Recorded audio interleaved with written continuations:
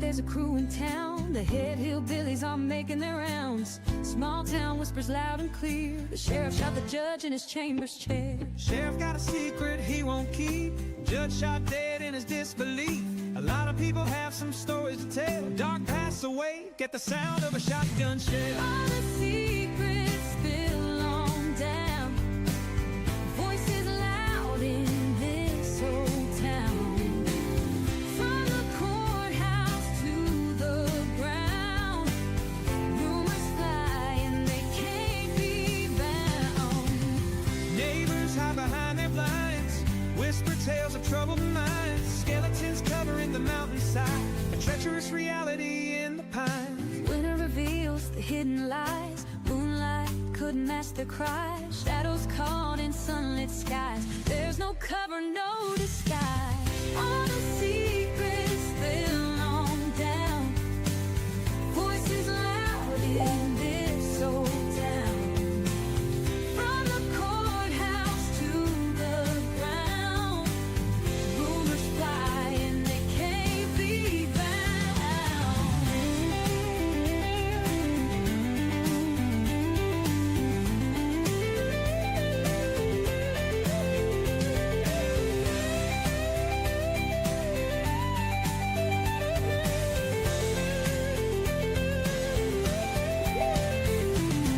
Winter reveals the hidden lies. Moonlight could mask their cries. Shadows caught in sunlit skies. There's no cover, no disguise. All the secrets spill on down. Voices loud in this old town. From the courthouse to the ground, rumors fly and they can't be bound.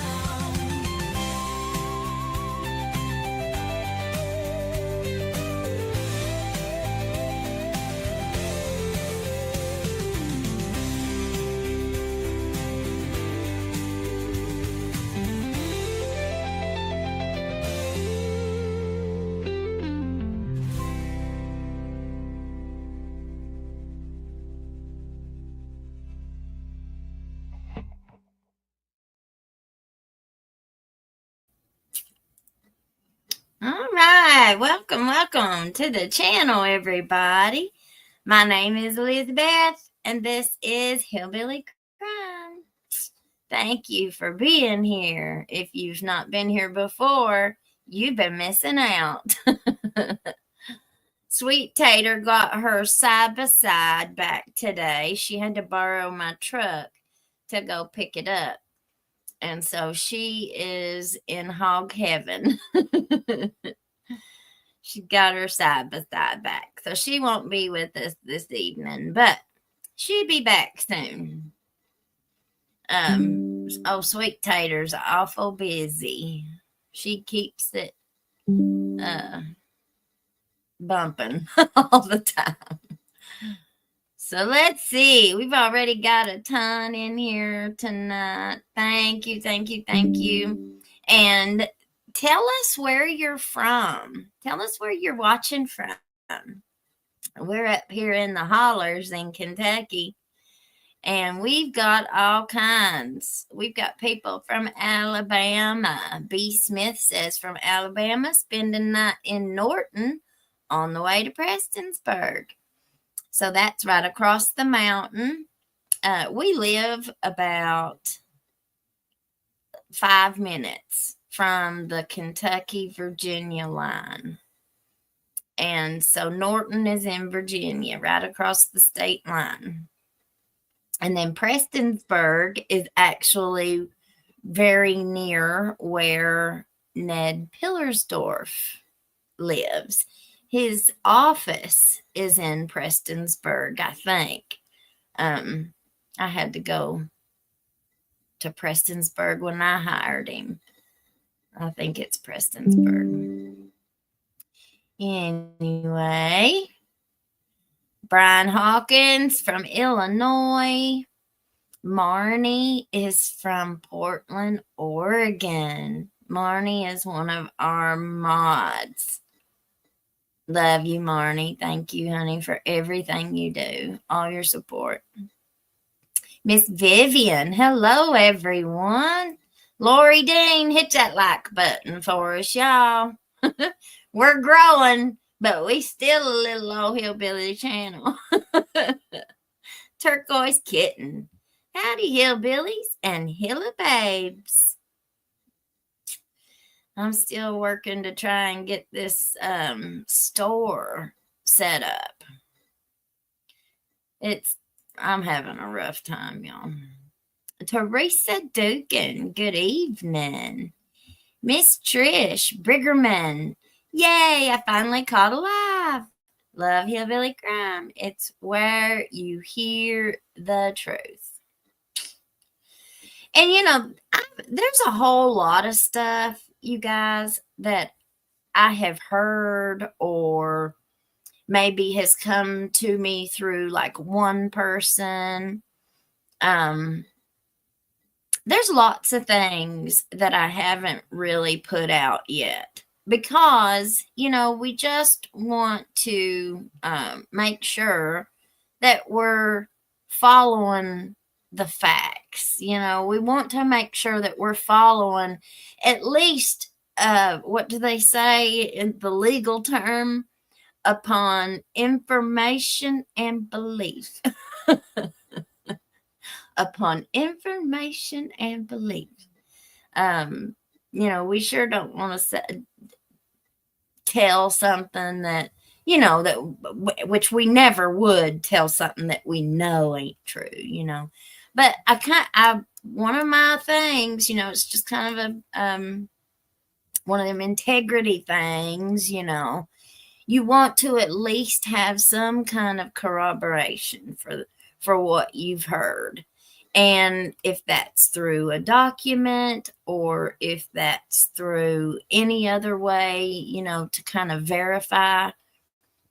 But also, if you've got 2 or 3 different people who don't know each other and they all tell you the same thing, then, you can pretty much go with that, But so we're going to be talking about some things that I have been digging around on. One of the things that we heard early on after the pew down at the courthouse was that Mickey and his wife had kicked him out and that's why he wasn't in his uniform. Well, one of the things I wanted to mention was he wasn't in his fatigue uniform, but he was in his work polo. So the shirt that he had on was a sheriff uniform. It just wasn't the fatigue uniform. So he was in one of his, work outfits. Even though it didn't really look like it, but he was. The shirt. Now, we've heard kind of since the pews happened, we've kind of heard different tales about Mickey and what happened with all that.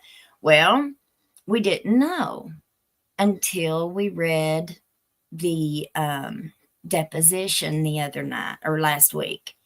When we started reading those other depositions with LaShawna Frazier's deposition, we learned that Mickey and his wife had been discussing divorce. So that was a little confirmation on that part of the Mickey story. Now, with the judge, I had heard right after this happened, I had heard that the judge and his wife weren't even living together. So it wasn't just Mickey, it was also the judge.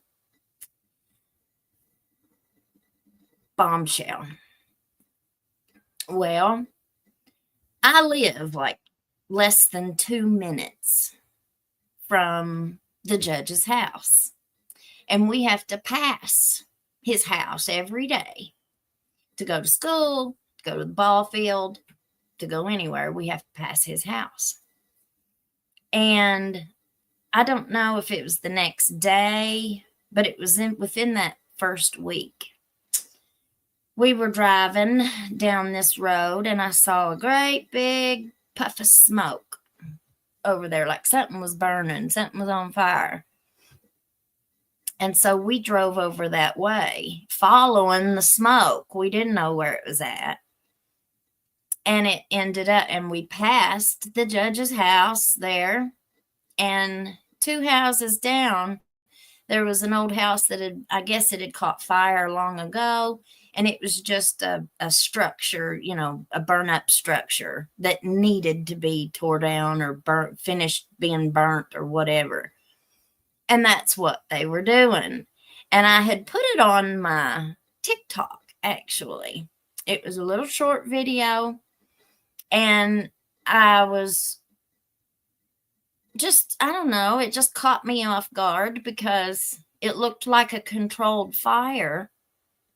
But there wasn't, the fire department wasn't there.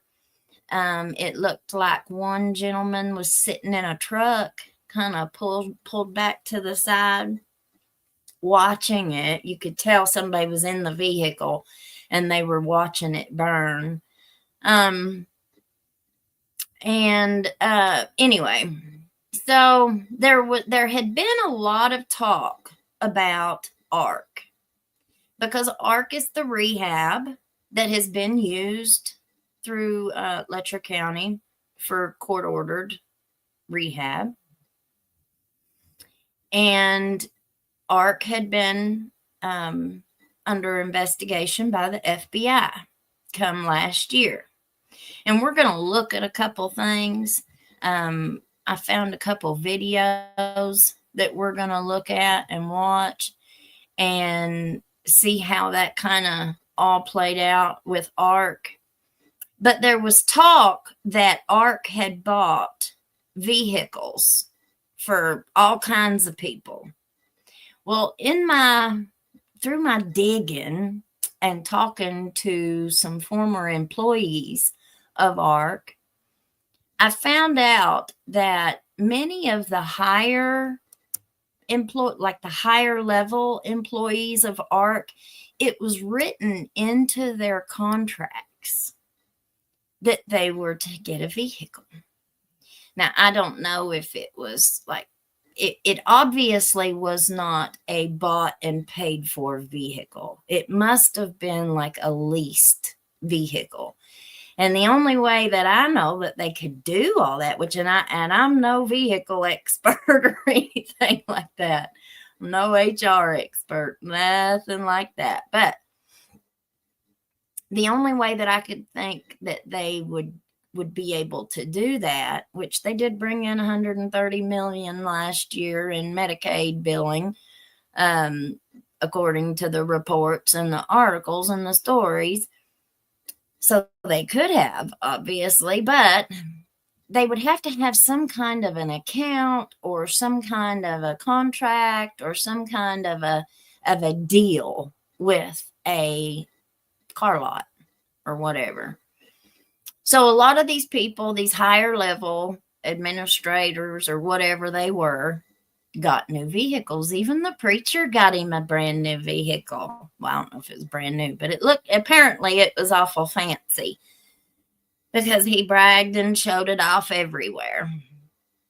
Well, whenever ARC shut down, whenever they started shutting the doors, many people went to work that morning without any heads up, without any warning, and they get a call. According to many of them that I've spoken to, they get a phone call that day while they're at work. And the phone call says, we are, at one of them, they said, we need you guys to get all of the clients packed up and ready. We are transferring them from the facility that they were in, and they were going to be taking them to another facility that had just been built. But they basically said, and then after this, it's done. We're closing up shop. We're shutting up shop. Well, a whole lot of these higher level, the ones on the lower level just got cut. They didn't have no job.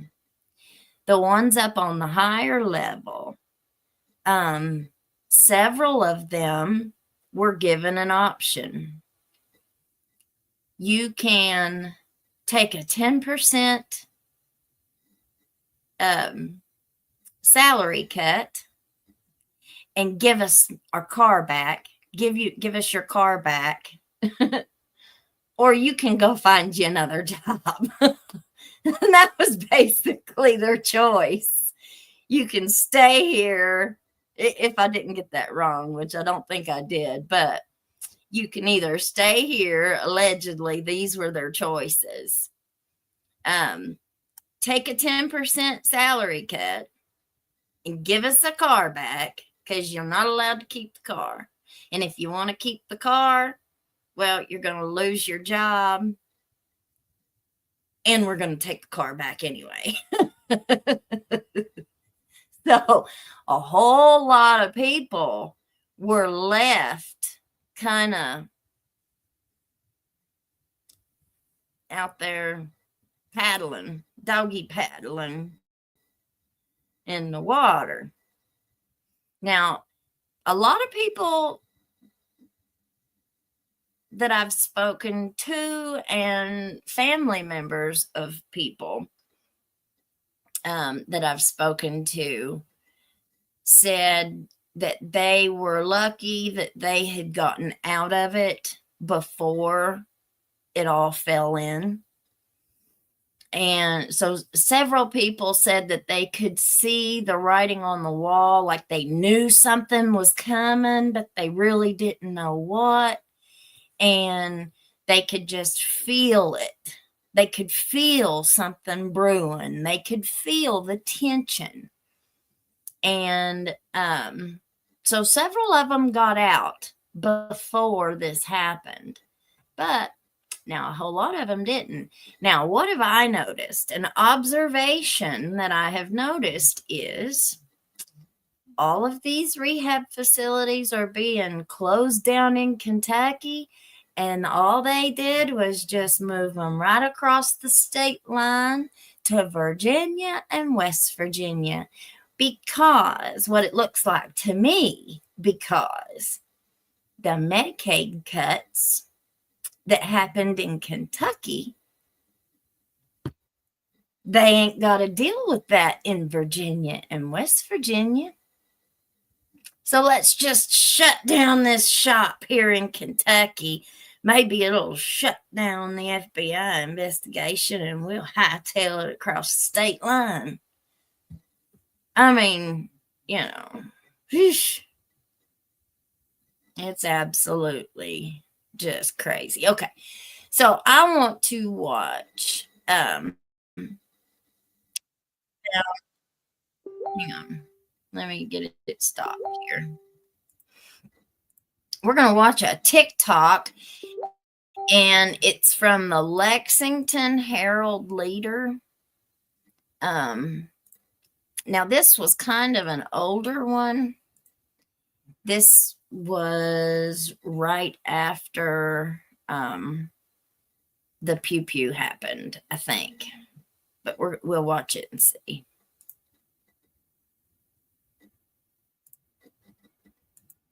Three top-level administrators have announced in the last 3 weeks that they are leaving their roles at Addiction Recovery Care, the Eastern Kentucky-based addiction treatment organization under criminal investigation currently by the FBI for possible healthcare fraud. I'm Alex Sequisto, covering health and politics for the Lexington Herald Leader, and I recently reported that Matt Brown, longtime ARC administrator, had announced he was leaving the organization. Brown is the third executive since early January of this year to announce their plans to leave.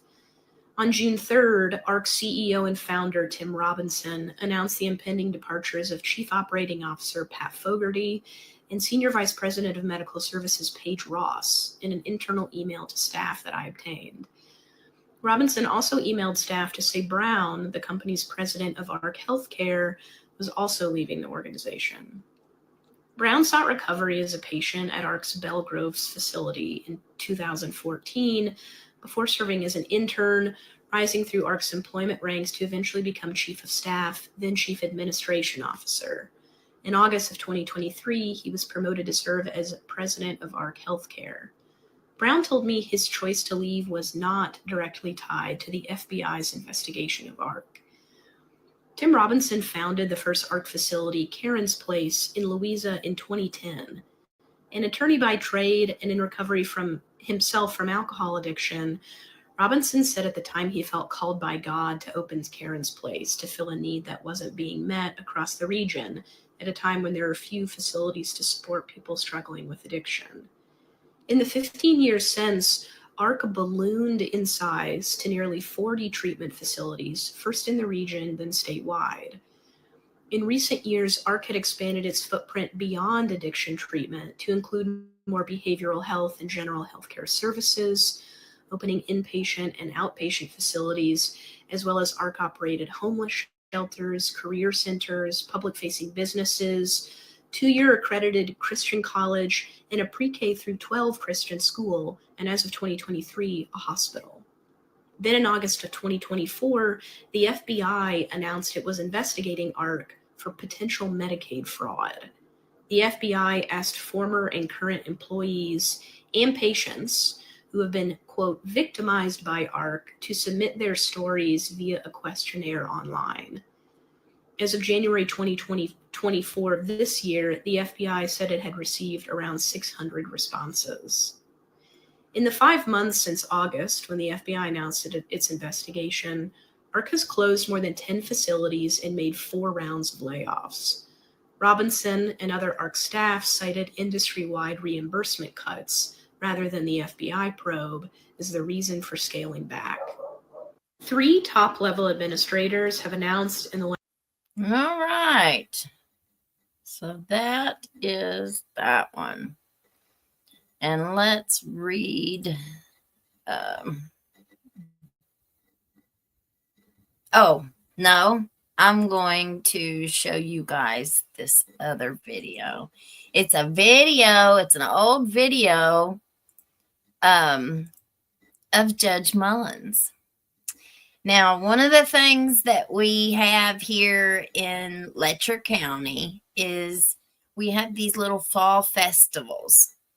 In Pikeville, it's called Hillbilly Days. And in Jenkins, it's Jenkins Days. There's you catch on to the to the pattern here. Neon has Neon Days. And I don't even know what Whitesburg's is. I know that we have the Mountain Heritage Festival in the fall time in Whitesburg, but I don't know if they have one like Neon and Jenkins does. I should know that, but I don't. Anyway, so this is an old video that was taken many years ago. His first daughter, Judge Mullins' first daughter, was 7 months old at the time. So he was, if he was 53, I guess he would have been around 40 years old when this was taken. Let's watch him.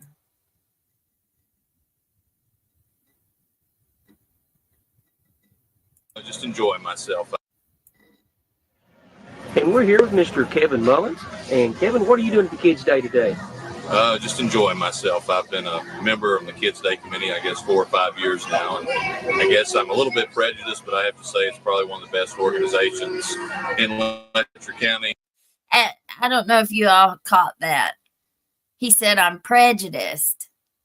I think he meant biased, but who am I to correct him? We generally provide 3 events each year, one in Letcher, one in Whitesburg, and one in Jenkins.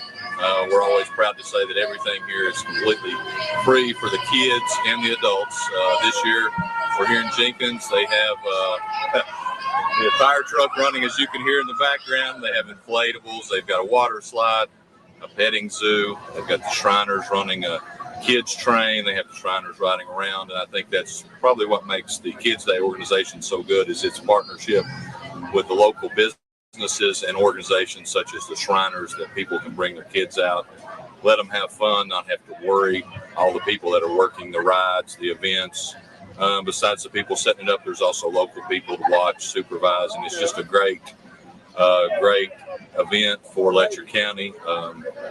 Let me interject Okay. here, Kevin, because I want the viewers to know the reason that you let them know that was the fire truck, because I started looking awful nervous. It is getting a little hot out here this evening, but that's what we've got the water slide for. But no, it's beautiful weather. The crowd's getting good. That's great. And I would like to just thank all the people who volunteer their time and efforts with the Letcher County Kids Day Committee, because there's a lot that goes into planning these events. I think that our next event is going to be in Whitesburg. It's a back to school bash, where they try to give every kid the majority, if not all, the school supplies they need to start back school. So that's another great event, and it's open to everyone. We try to advertise as much as we can to get people to come out, and it's just a pleasure to be here and a pleasure to talk to you, Rick. Well, Kevin, I think you and I have probably known each other since we were kids, but we've got kids of our own now. Yes. Yeah. You're a proud dad. Tell us about your child. Well, I've got my little girl's getting ready to turn 7 months old, and I guess it really changes your life and gives you some purpose and focus to have a child. And unfortunately, here in Letcher County, we don't have a whole lot to offer kids, and I think that's what makes these events that much more special to the kids, and that's what it's all about. It's nothing to do with the adults. It's all about the kids having a good time and enjoying themselves. So, and we're here with Mr. Kevin Mullins. And Kevin, what What do y'all think? He does look like a kid there, Butterfly Kisses, but like I said, he was 53 when he passed away, and his daughter that oldest daughter is about the same age as my kids. So I'm guessing he would be about 40 in this video. Now, the guy who took the video, that is Rick Hall. Now, anybody who knew Rick Hall, he was he worked for the county government channel. He did a lot of this work. Now, Rick has passed away. He passed away a couple years ago. And now his brother works for the county and does all the recordings. He goes to the fiscal court meetings.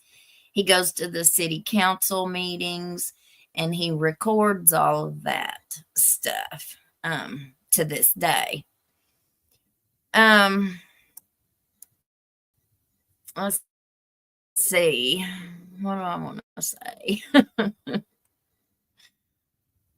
One of the things that has been rumored for a very long time, and I will talk about this kind of stuff because it's been rumored for years and years and years, and not just rumor.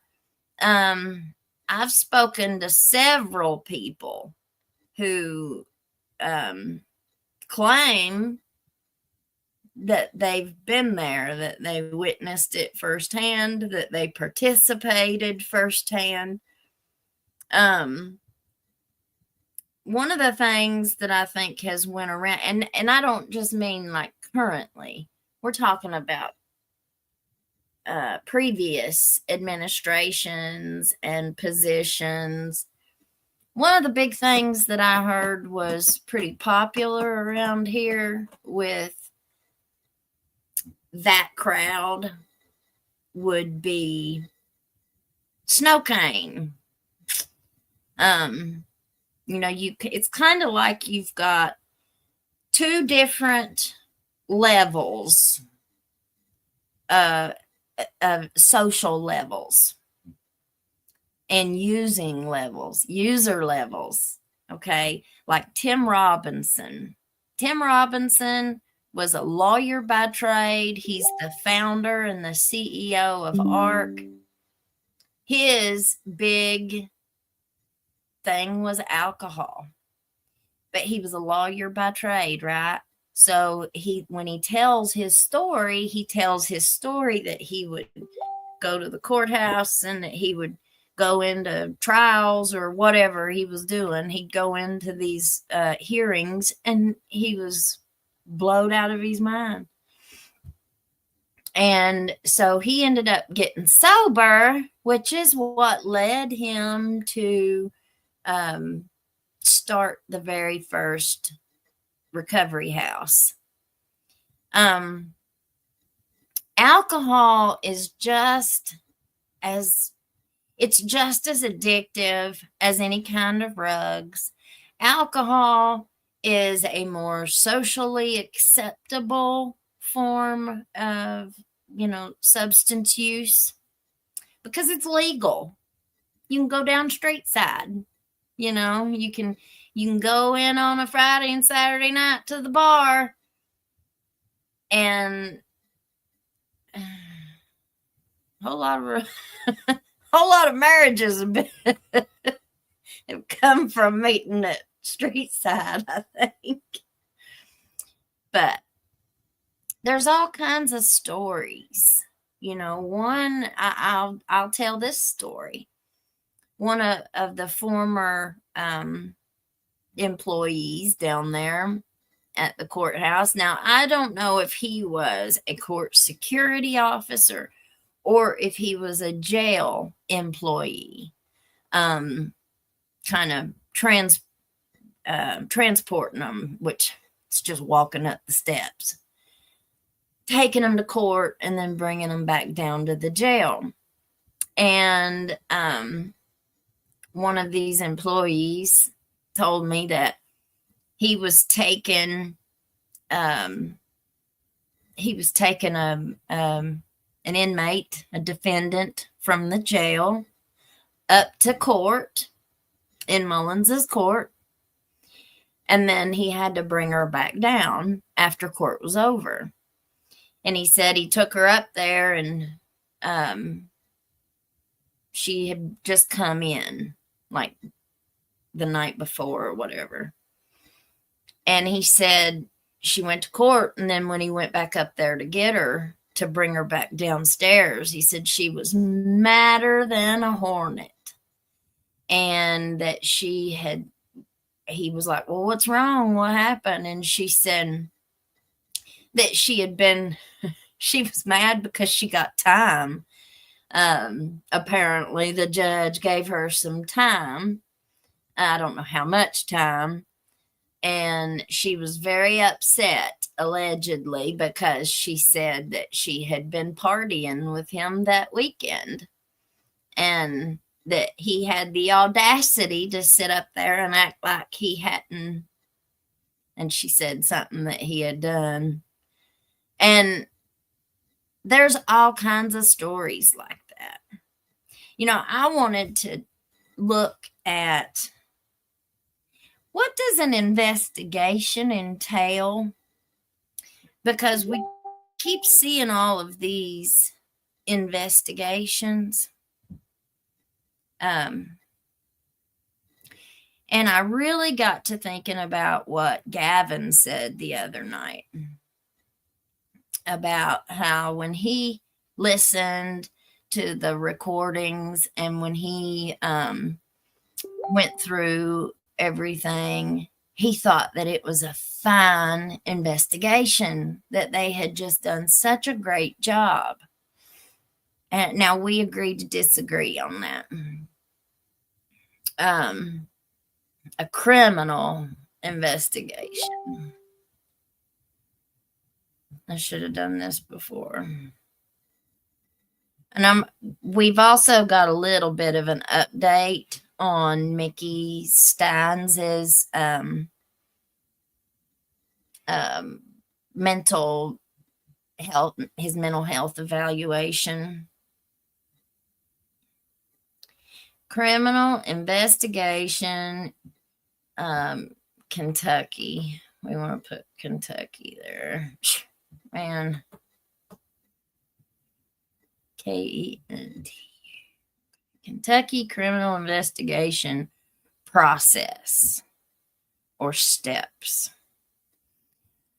Let's see. In Kentucky, and this is just an AI overview of what I put in there. In Kentucky, a criminal investigation typically starts with a report to the county attorney, followed by an arrest and then a formal charging process, potentially leading to a preliminary hearing, grand jury indictment, arraignment, plea negotiations, trial, and ultimately sentencing. So the initiation of an investigation is the initial reporting of the crime, arrest, complaint, arrest warrant. Now, I think all of this is going to change because used to in Kentucky, anybody could go down to the county attorney's office and say, my next door neighbor went in my house and stole my rings, just say. Or I'm not sure about that. Yeah, might as well. We can use that as an example. And you could say, my other neighbor saw him coming out of my house or something, whatever. I'm just using this as an example. Now, if the police hadn't been called, you didn't have no police report or anything, and you just went straight down to the county attorney's office and told him about it, well, he could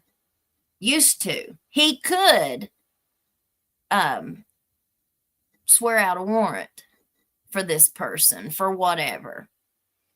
And that person would then get arrested, go to jail, and you pretty much had to prove your innocence. They would set you a bond, of course. But, sometimes you don't have money to pay that bond. A whole lot of people, especially in this area, this is a poverty-stricken Appalachia. This is Kentucky. People don't have money to spare.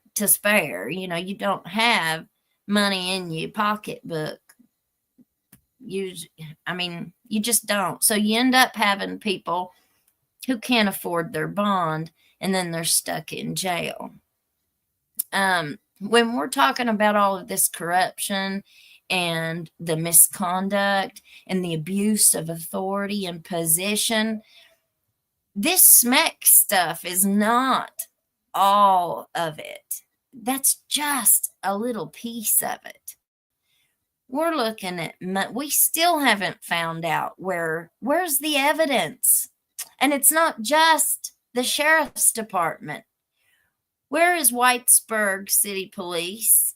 What do they do with their evidence, with all the money, the rugs, and the pew-pews that they take off the street when they pull somebody over in a traffic stop, when if they go serve a warrant or something? What are they doing with their evidence that they collect?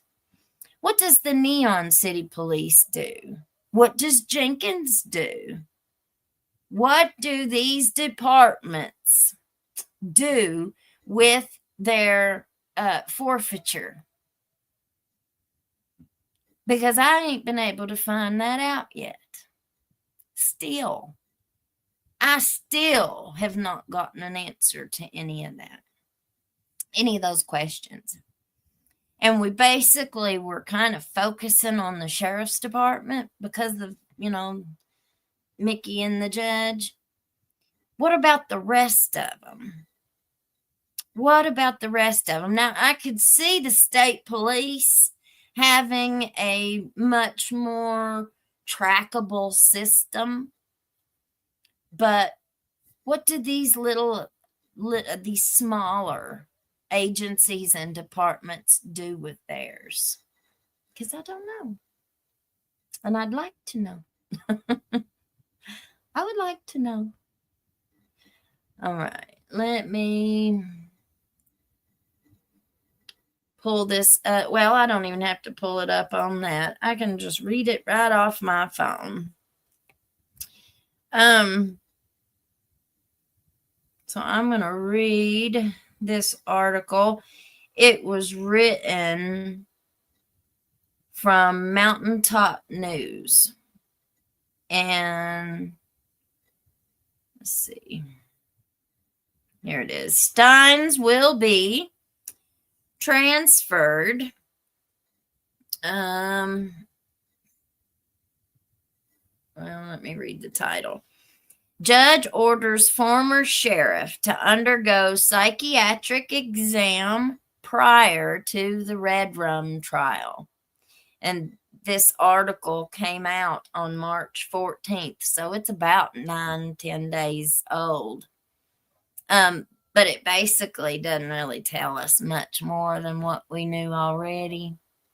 Whitesburg, Kentucky, a judge has ordered former Letcher County Sheriff Mickey Stines to undergo a psychiatric evaluation after his attorney announced he would pursue an insanity defense in his upcoming Red Rum trial.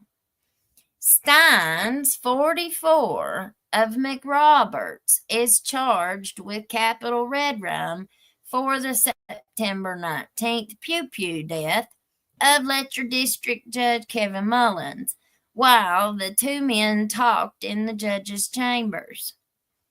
The pew-pew was captured on security cameras, leaving no doubt as to who pulled the rigorte. But last month, Stein's attorney asked to present expert evidence relating to a mental disease or defect or mental condition bearing on the issue of guilt and punishment. In response, Kentucky Attorney General Russell Coleman asked that Steins be transferred to the Kentucky Correctional Psychiatric Center in LaGrange for examination. And Attorney General Russell Coleman, he's the Kentucky Attorney General. He went to college with Tim Robinson. Him and Tim Robinson were school buddies from decades ago. So that is why the Kentucky Attorney General's office had to recuse themselves from the Medicaid fraud investigation. And I think that there have been way too many credible accusations against ARC by former employees and former clients, that if they get out of this, there is something rotten in Denmark, y'all. I mean, we already know it is. The smell test does not fail us, but the justice system often does. So we'll have to see how that plays out. We have seen Scott Blair's case, which was a Commonwealth attorney in a neighboring county. And we might look at that here in a minute, too, just to give you all a little idea of what the FBI investigations in this part of the country end up looking like. So I'm not too optimistic when people say, oh, the feds are going to come in. The feds are going to come in and they're going to break it all loose. Well, the KSP also said that they couldn't investigate Ben Fields' sexual misconduct because they were too close. They were too close to the sheriff's department. They were too close to the whole kit and caboodle. Well, if they were too conflicted to investigate Ben's case, how the hell ain't they too conflicted to investigate Judge and Mickey? That don't make a bit of sense. I mean, it just don't make a hill beans. Don't. On Friday, Special Judge Christopher Corrin granted that request, ordering Steins to be committed to KCPC for up to 30 days. How often do you all think that happens? Like, close to never? During that time, I mean that length of time, for 30 days, they're getting him out of the jail as long as they can. That's my opinion. If that was anybody else, they wouldn't hold him that long. During that time, a psychiatrist or psychologist will evaluate whether he lacked substantial capacity either to appreciate the criminality of his conduct or to conform his conduct to the requirements of the law. A defense expert will be allowed to witness the evaluation. Following the exam, Steins will be returned to the Leslie County Jail, where he has been kept since his arrest. All right, let me pull up this other one. Because this is really, really a bad case. And I seem to be the only one that ever talks about it.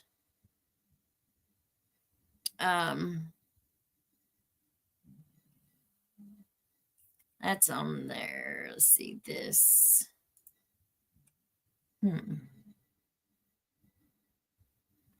Former Perry County Commonwealth's attorney. Let's see.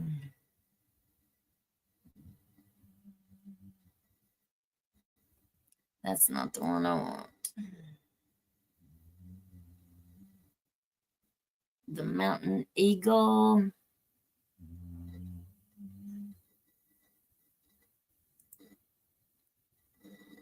It says September 12th, 2024. Okay.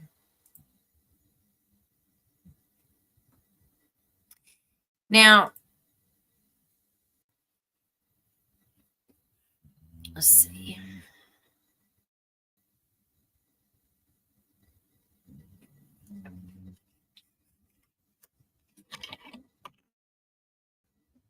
Let me close this out.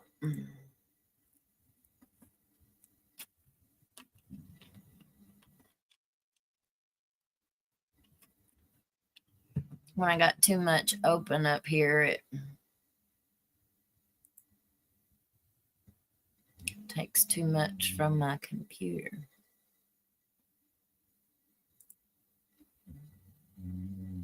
Okay.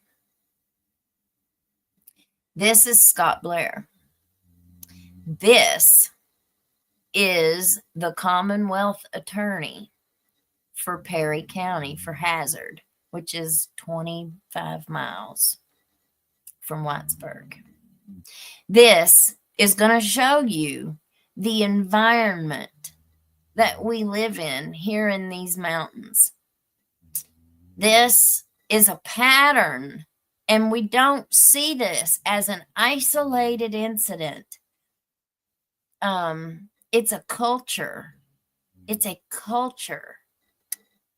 And it seems to be a culture that has permeated the wealthy and the powerful. Former Perry Commonwealth's attorney sentenced to more than 4 years in wire fraud case.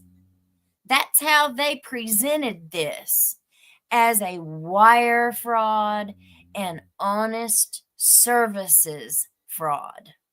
Let's see if this article actually tells what the victim says. Former Perry Commonwealth's attorney Scott Blair was sentenced on September 5th to serve more than 4 years in federal prison after pleading guilty to a wire fraud charge. One wire fraud charge. This is an FBI investigation, y'all. Blair, 52, was convicted of using his position to assist individuals facing criminal charges in Perry County for exchange for methamphetamine and sexual favors.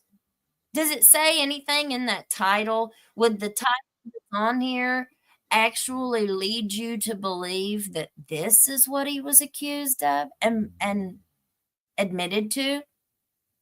In a September 5th hearing, U.S. District Judge Robert Weir sentenced Blair to 54 months in prison. That's 4.5 years, followed by 3 years of supervised release, with the possibility of rug treatment, reducing his sentence. They found a way. Blair's attorney, Ned Pillersdorf. Y'all see that? So Ned represented the victims, which he's a lawyer, guys. He's a lawyer. Everybody's putting him up on this big pedestal. Oh, he's a saint. He's this, he's that. Well, he's a lawyer. And everybody deserves a defense, they say. And he's a defense attorney. So he represented the, what do you call him? The predator? The perpetrator? So he's got experience on both sides of this issue. And a whole lot of people didn't know that. Let's see. Blair's attorney, Ned Pillersdorf, had requested leniency, citing Blair's full confession, resignation from office, and struggles with addiction and depression. Now, I have a hard time believing that any lawyer who works in Eastern Kentucky has not heard these rumors and has not heard the rumors about Letcher County for years. Every lawyer knows everything that's been going on in this courthouse. The legal community is a very, very small circle. So word travels. And especially when you've got so many people in this area that have to leave here and go in search of an attorney who doesn't have their tentacles all wrapped up in that web down in Whitesburg. You see what I mean? You can't hire an attorney here. And if you do, it's for a reason, because they've got the ability. They've got the right connections.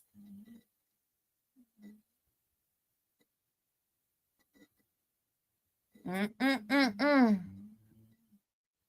could say a whole lot right now, but I'm biting my tongue. Pillersdorf wrote in a sentencing memorandum that Blair had been totally addicted to methamphetamine for 13 years. So What had he been doing for 13 years? What had he been doing in his position? And had suffered public humiliation due to his arrest. Well, he should.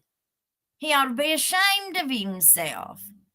He also pointed out that Blair had been financially ruined by his addiction, stating, "Mr. Blair is literally in debt. It is clear that his various methamphetamine suppliers are the cause of Mr. Blair's insolvent state." That was written by Pillersdorf, by Ned. Blair's mother, or at least he put the memorandum out. Blair's mother, Linda Combs, also pleaded for leniency at the sentencing hearing, describing her son as having a very big heart and being a very good person when himself. I think that might be a typo. I don't know what that means.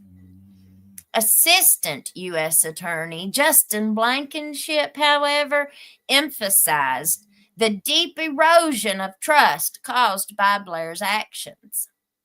Through his actions, he has eroded trust, Blankenship said. In order to feed his addiction, Mr. Blair targeted the people he was prosecuting.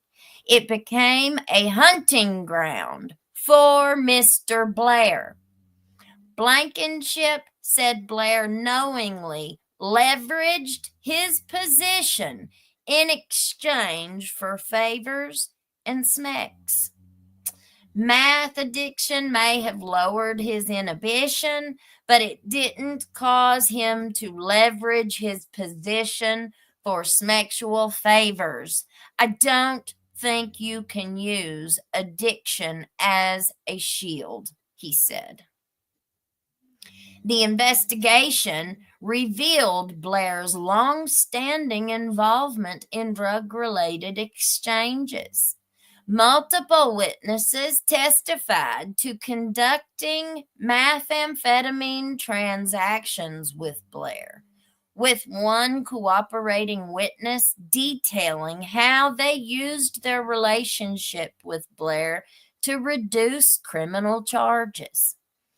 Another witness reported delivering methamphetamine to Blair around 30 times, even at his Commonwealth's attorney's office. When the victim attempted to resist Blair's demands, Blair retaliated by removing them from the drug court program, eventually sending them back to jail.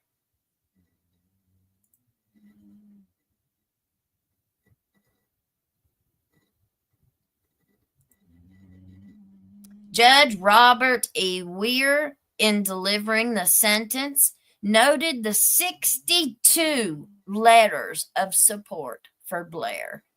And I think most of those came from the people at his church.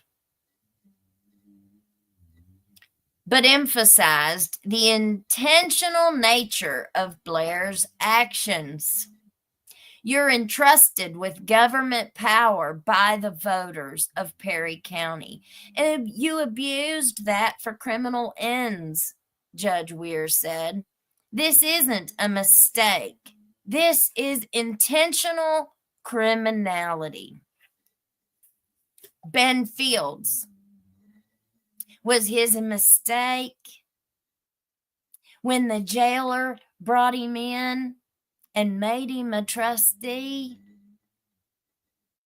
Did he do that because he thought that he had just made a mistake?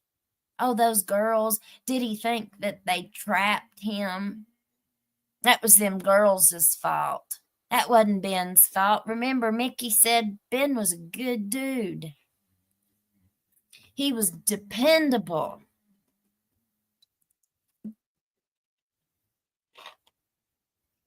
This is a culture, folks. This is what is happening in the mountains. And you got lawyers who have known for a long time. These lawyers in these surrounding counties, they've known for a long time what's been happening here. But nobody will take your case. My girlfriend, my son's school teacher, we're going to watch her stuff. I might do that tonight. After this one, we might watch the couple videos that she did just to lay the foundation for when we bring her on. This stuff has been happening, but you can't find an attorney that will, if there's any way that your case, by them taking your case, they place themselves in an adversarial position or place with some powerful other person, they're not going to do it. They're not going to do it unless it's somebody, and this is just my opinion, that unless they're going to sell you out. I don't trust them. I don't trust one of them. If your attorney is best friends with the attorney that you're facing in a court case, how do you know what they're doing? Because we've already learned that, clients really don't have a whole lot of say in the strategic planning of a defense anyway, which I'm no lawyer, remember. I know nothing.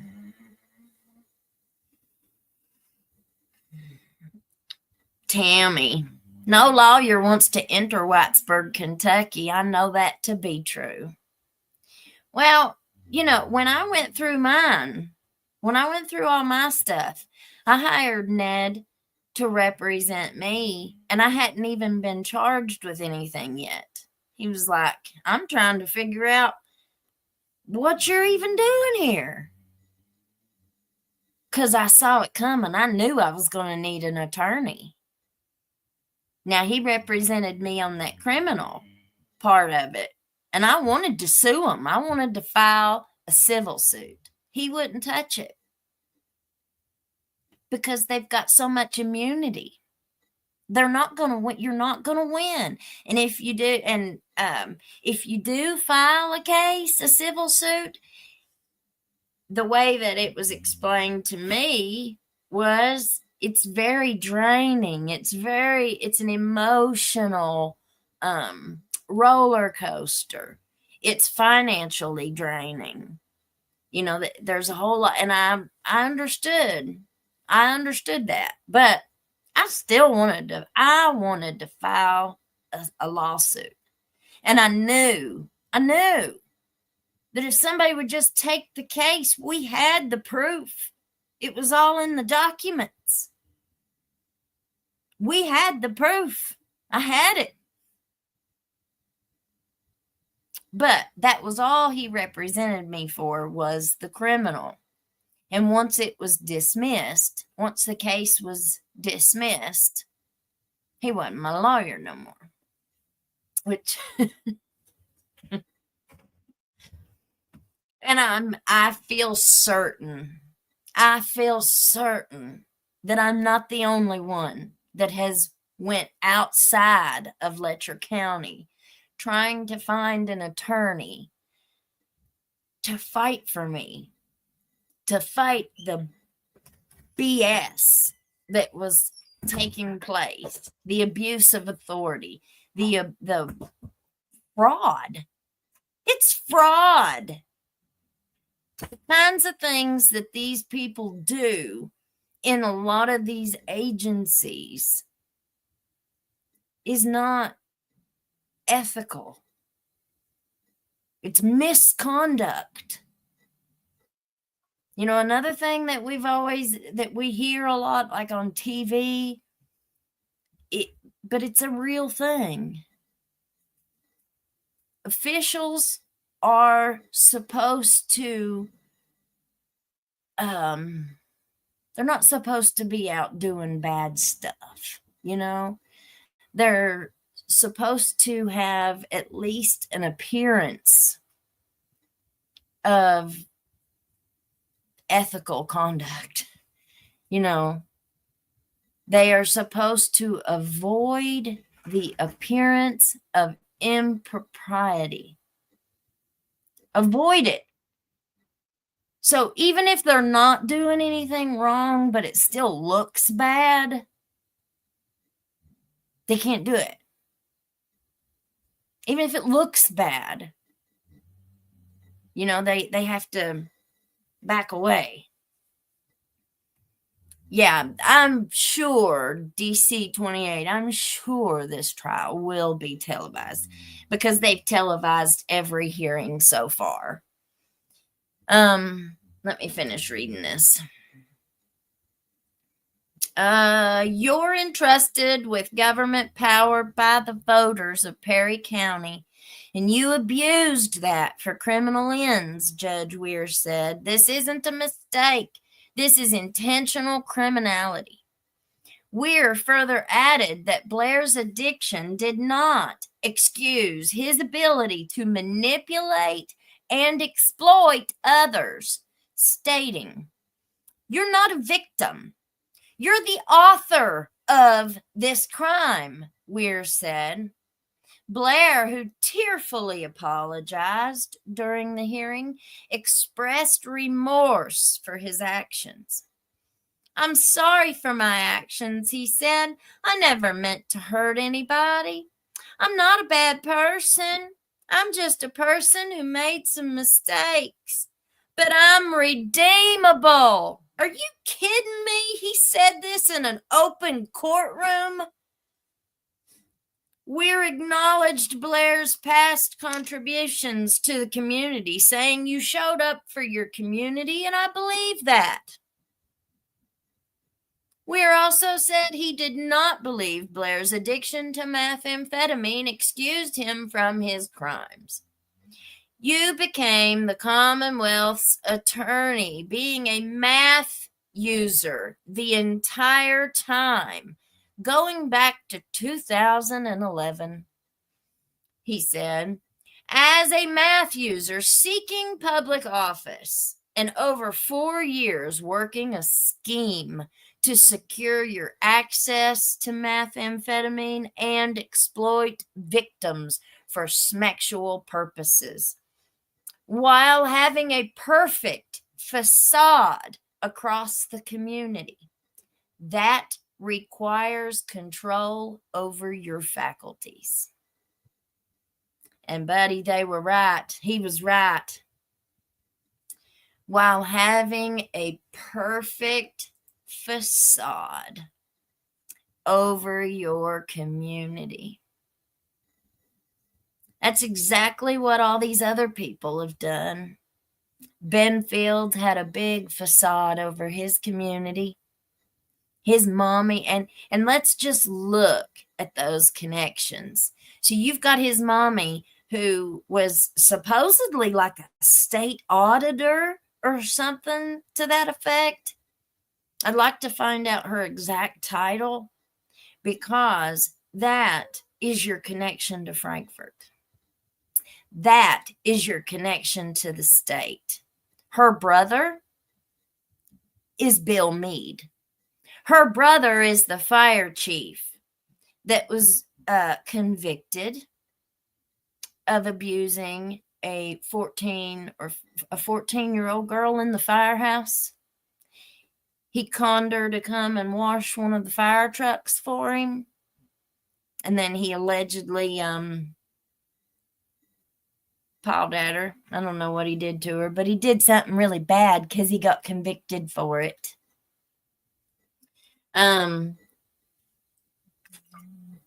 He's also the same uncle that Ben pimped out Sabrina to.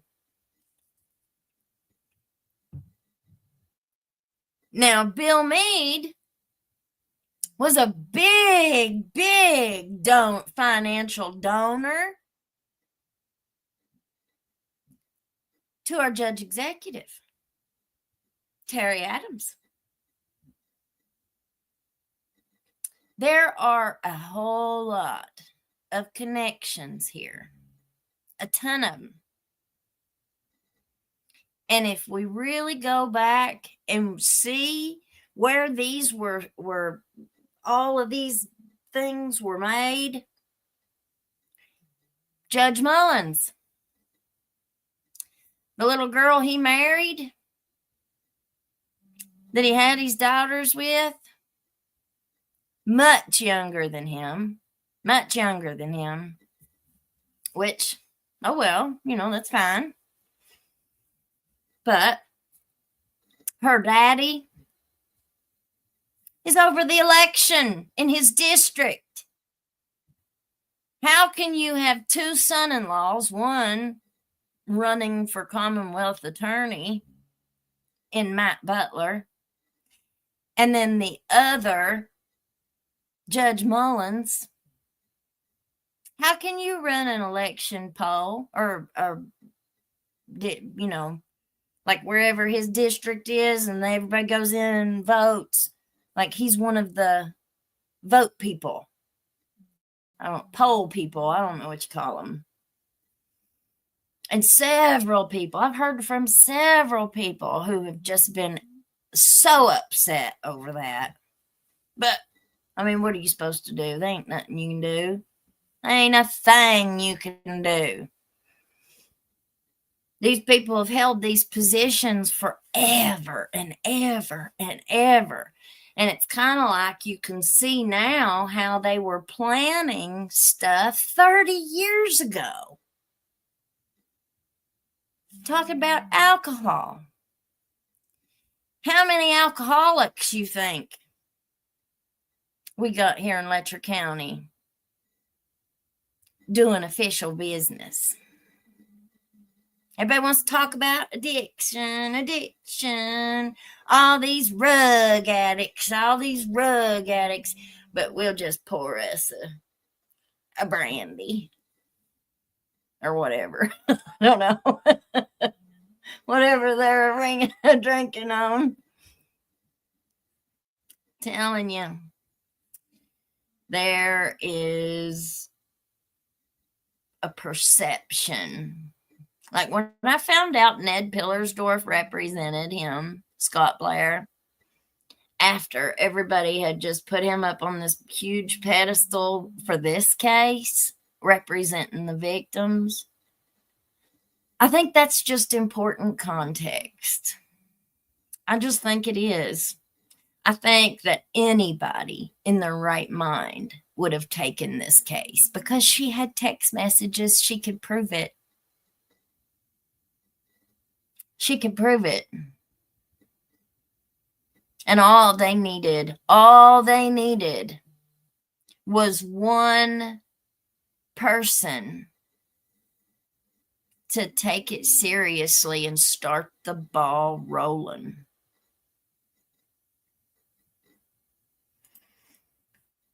Jersey bread. You recently did with Ned. I didn't care for some of the things he said. He seems like he's got a slimy side to him. I think all lawyers do. I just think all lawyers do.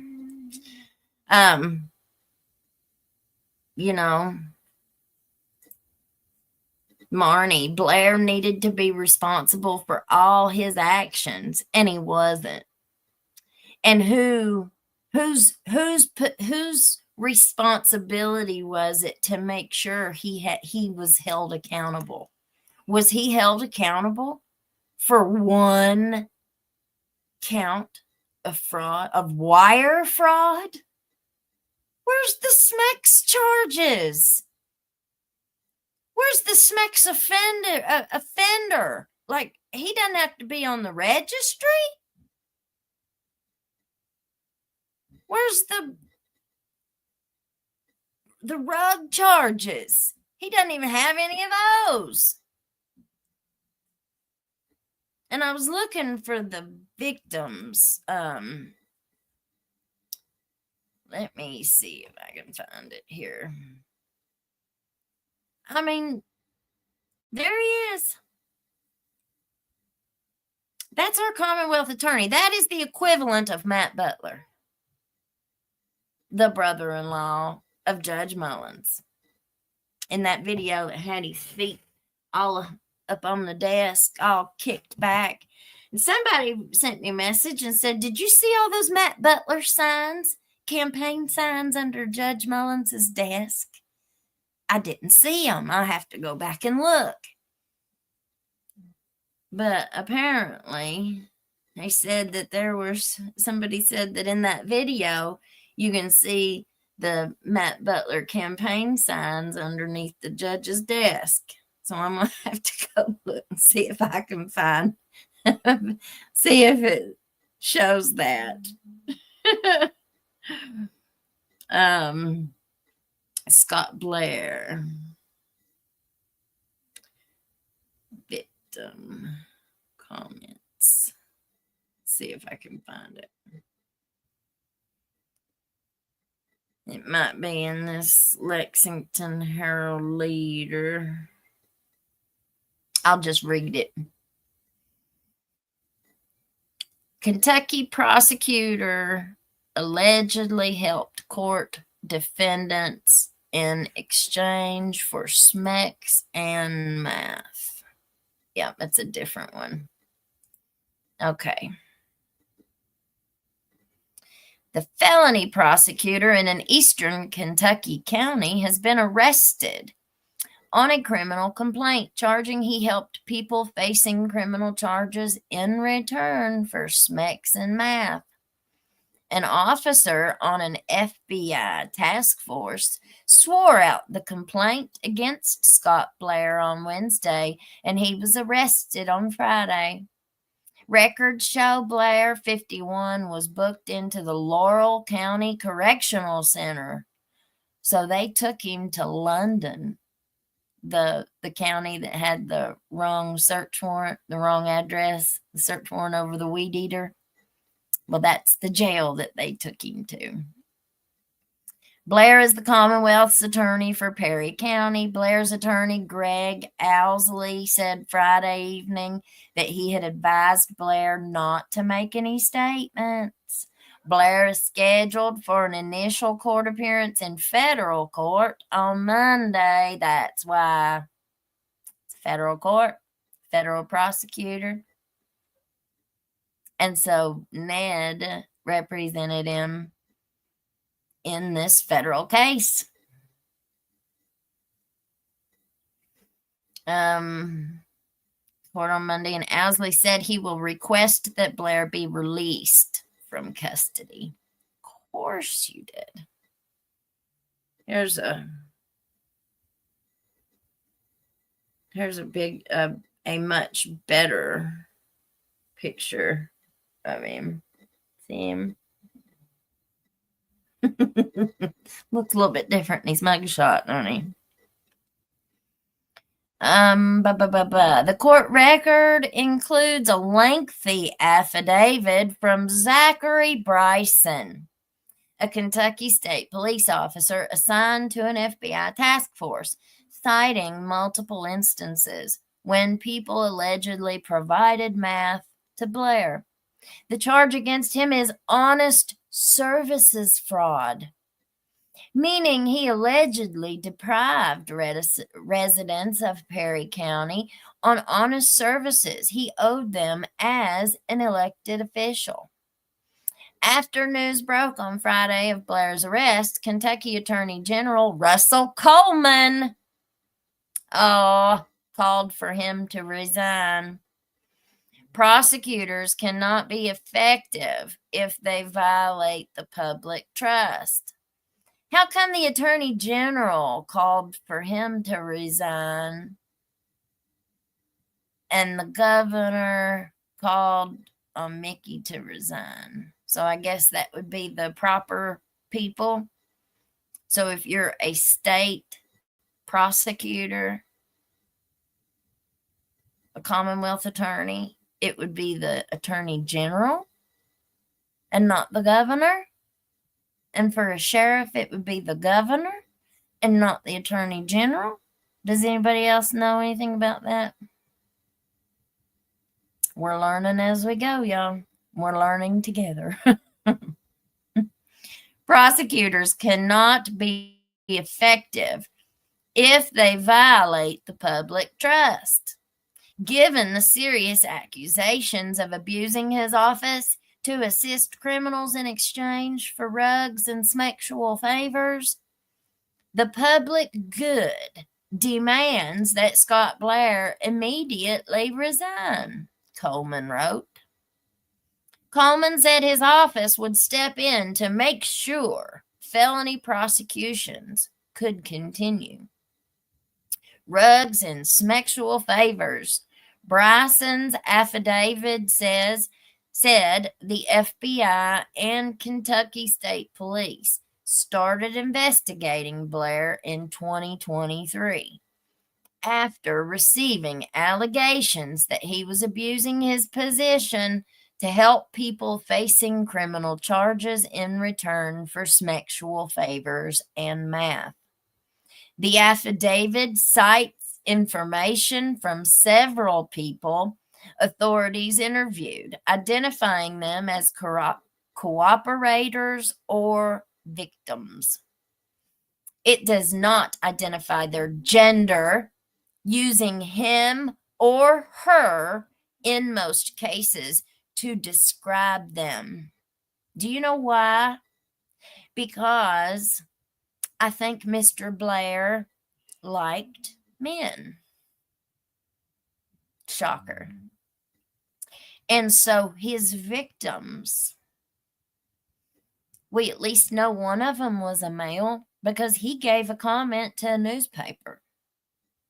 Cooperator number 1 told police he or she had provided half an ounce of meth to Blair in early 2022, giving the rug to someone else who passed it on to the prosecutor. Authorities, so that means, what's that mean? Giving the rug to someone else who passed it on to the prosecutor. So does that mean there was somebody else in his office that knew it? Was that person that they passed that along to, was that somebody else in his office? That would be nice to know, wouldn't it? Authorities first talked to cooperator number 2 in March of 2023, who said he or she had looked at another person's Facebook messages with Blair. Cooperator number 2 said it was apparent that Blair was messaging the person for the purpose of obtaining both rugs and sexual favors, according to the affidavit. The person Blair was messaging was requesting Blair's consideration on criminal charges pending against the person's former girlfriend, according to the affidavit. Cooperator number 2 said the person whose Facebook messages he or she read often made remarks about feeling like he was doing something big because he felt like he had Scott in his pocket. Yeah, Bryson said in the affidavit. Cooperator number 2 said he or she copied images of the screenshots to get dirt on Blair to assist with getting out of jail in the future, Bryson wrote. Rug transaction. Cooperator number 2 also told police he or she sold meth to Blair in Lexington during Labor Day weekend in 2022. Blair, who planned to be in Lexington for maintenance on his vehicle, allegedly messaged an acquaintance of cooperator number 2 seeking to buy meth. The source said he or she and the acquaintance were in a retail store in Lexington when Blair messaged that he was pulling up outside. Cooperator number 2 said he or she retrieved 1/4 of an ounce of meth from a vehicle and gave it to the acquaintance, who gave it to Blair. The price was $100 or $125, the affidavit said. Police talked to a third witness, cooperator number 3, in June of 2023. The person said he or she had known Blair since the late 1990s and had provided snow cane to him in the past. It's very well liked here in Letcher County, too, from what I understand. The person said he or she used the relationship with Blair to get favorable treatment for people in court 3 separate times. Well, of course, what else would anybody use that for?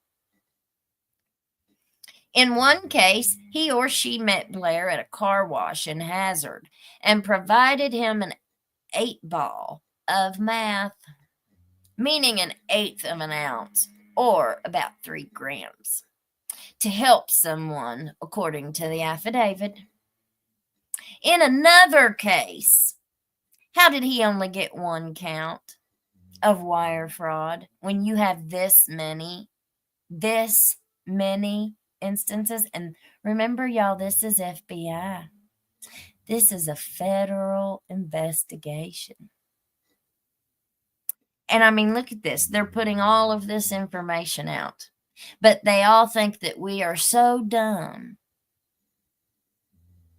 that we don't understand the difference between the charge and the crime. Isn't the punishment supposed to fit the crime? Did Ben Fields' punishment fit his crime? Did it? Did Scott Blair's punishment fit his crime? Do you think Mickey Stines' punishment is going to fit his crime?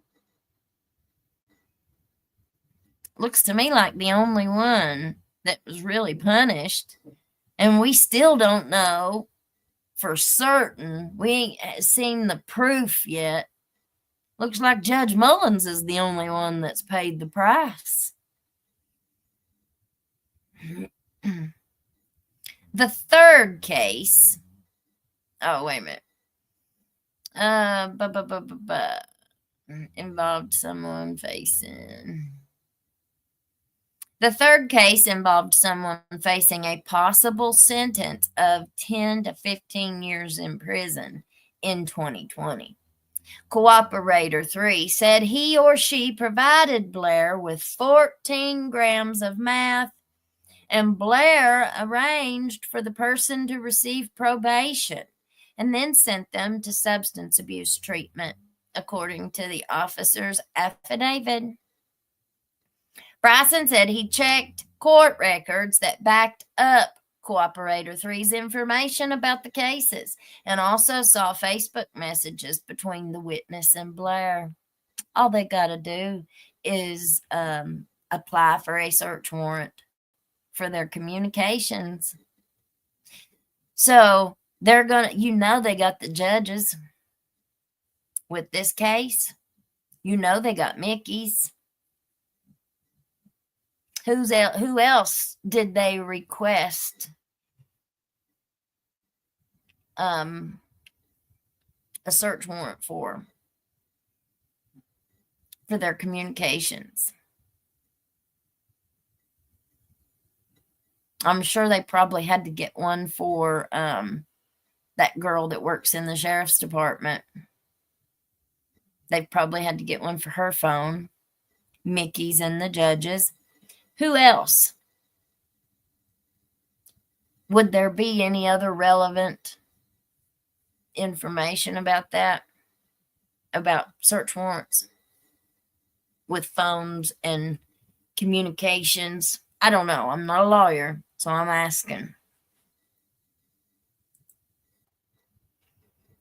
Let me finish reading this. One of my favorites. The affidavit said Blair sent someone a message at one point saying he would pay good money for someone to get naked with. The recipient responded he was making it pretty good being an ice cream man, which Bryson said was a common reference to math. Blair responded, "You can have the ice cream. I just want a nice big cone. LOL." According to Bryson's affidavit. He's being sexual there, y'all, you know. Disgusting. But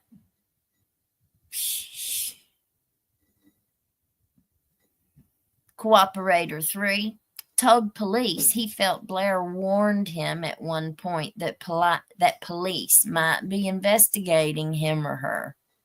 That witness said he or she provided math to Blair in return for the information. So he warns them that the cops are watching them, and then they reward him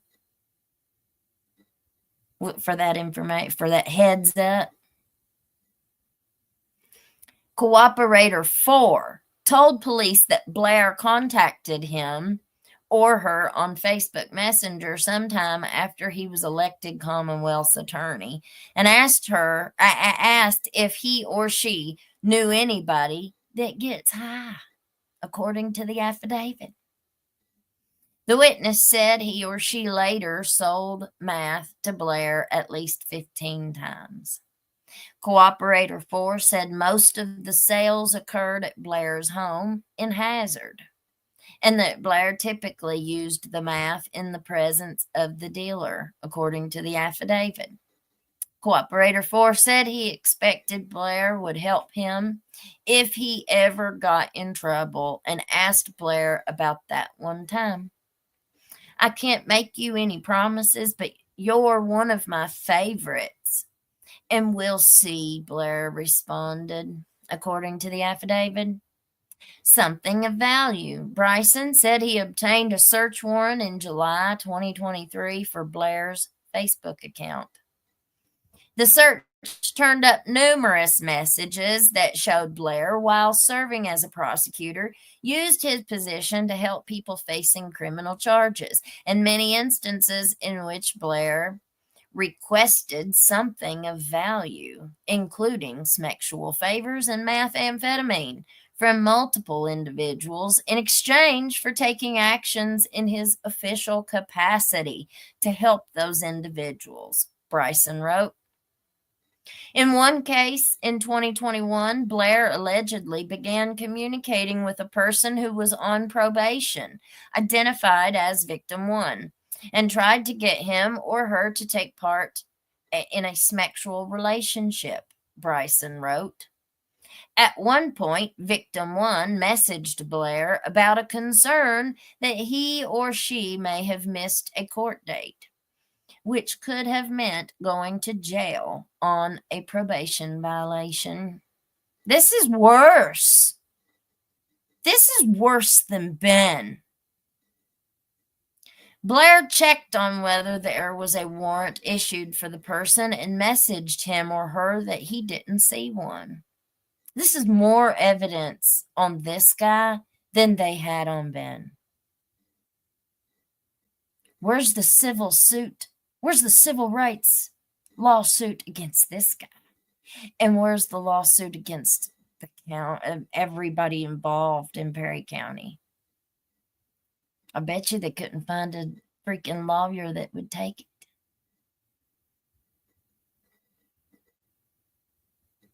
Blair told the person, "You now officially owe me," and referred to a sexual encounter, according to the sworn statement from Bryson. Blair messaged the person another time and said, "Okay, I was going to see if you wanted to have schmecks," according to the affidavit. Bryson said a string of messages on another occasion showed that Blair let Victim 1 know there was an active warrant for him or her in a theft case. Then asked Victim 1, "Want to come have schmecks with me? Please? Are you kidding me?" Blair also told Victim 1 at one point he would not seek to violate his or her parole. Turned on him. The affidavit included details on alleged communications beginning in March 2022 between Blair and another person identified as victim 2, who was on probation for a number of charges. The two exchanged sexually explicit images and in a later message about arranging to meet for schmecks. Blair told victim 2 he had some clear and asked if the person liked it. Bryson said clear is slang for math. Bryson said the messages showed interactions between Blair and a person identified as victim 3 about rug transactions. In April 2021, victim 3 messaged Blair to say he had some good math. Blair messaged back, "Okay, I will probably do like a 40. Is it really good? No kidding," according to the affidavit. Bryson said in his statement that messages showed Blair tried to get another person, victim number 5, to meet him for schmecks, and later pledged he would not recommend violating victim 5's probation over a failed rug test.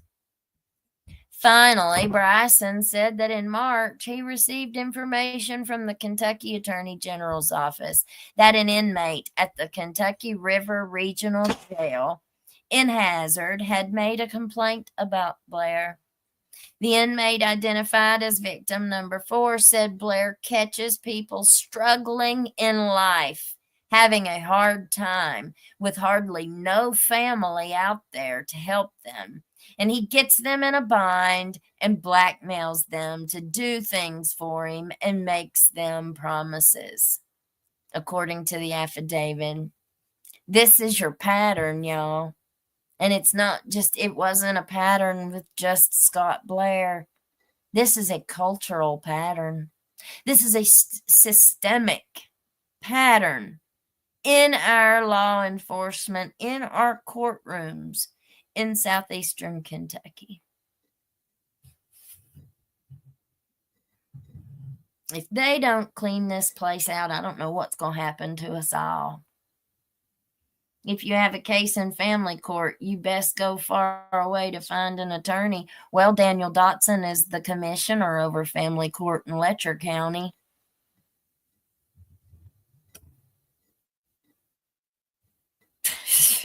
Do I need to say anything else about that?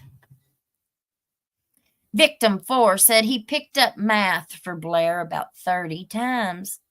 Sometimes Blair had already arranged the deal and paid, and sometimes he just gave victim 4 money and told him or her to find some math, according to the affidavit. He also took math to Blair at his office in the courthouse during working hours, victim 4 told authorities. One time he went to Blair's home to deliver math. Blair answered the door naked, victim 4 said. I mean, is this not just blowing your all's minds? Is this not blowing your mind?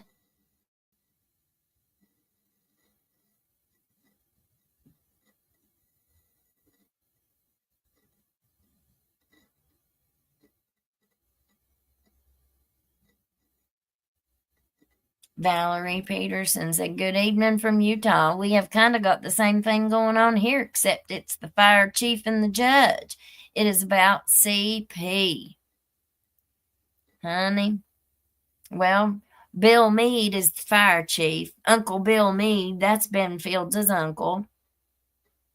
We got a couple other fire chiefs. We've got one that was just arrested for a bunch of money laundering.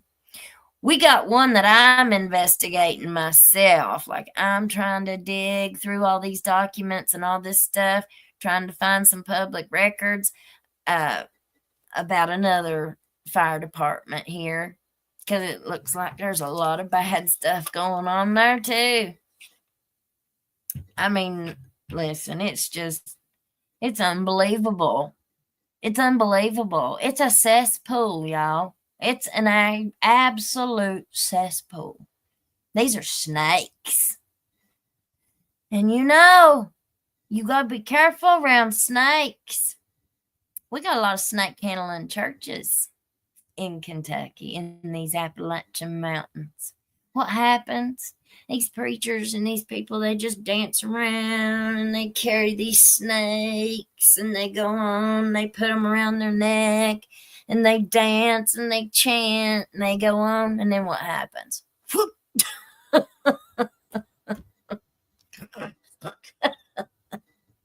That snake's gonna bite your ass. Forgive me, Lord, but it is. It's gonna bite you when you least expect it.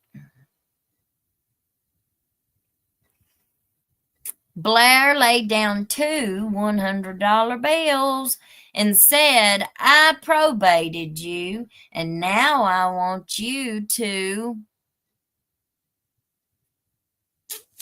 And then it's got parentheses, and it says perform oral schmecks on you. So Blair, what it's saying is that Blair laid down 2 $100 bills and said, I probated you, and now I want you to let me you.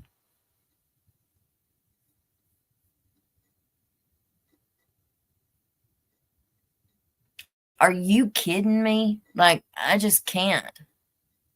Victim number 4 said he didn't want to do that, but felt he couldn't say no because of Blair's position as a prosecutor. He's the one that came forward, was this boy. Victim 4 also said he picked up people for Blair to have schmecks with and took them to Blair's home, according to the affidavit. How is this not schmecks trafficking? How? I keep asking, how is it not Ben and his uncle Bill and all them? We know for a fact he pimped out Sabrina to him, to his uncle. This guy is having a victim bring him more victims. This is organized crime, is what this is. And it's organized crime with a legal foundation. All these people are attorneys. They're all lawyers. They're all from this area. So they got familial wealth. They have familial connections.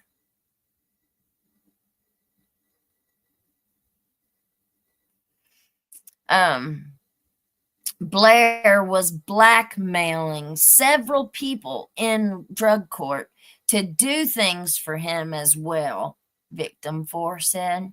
And he got 1 count of wire fraud. That's what he got, 4.5 years for 1 count of wire fraud. With all this evidence and all of these victims. Justice, what? Justice who? No.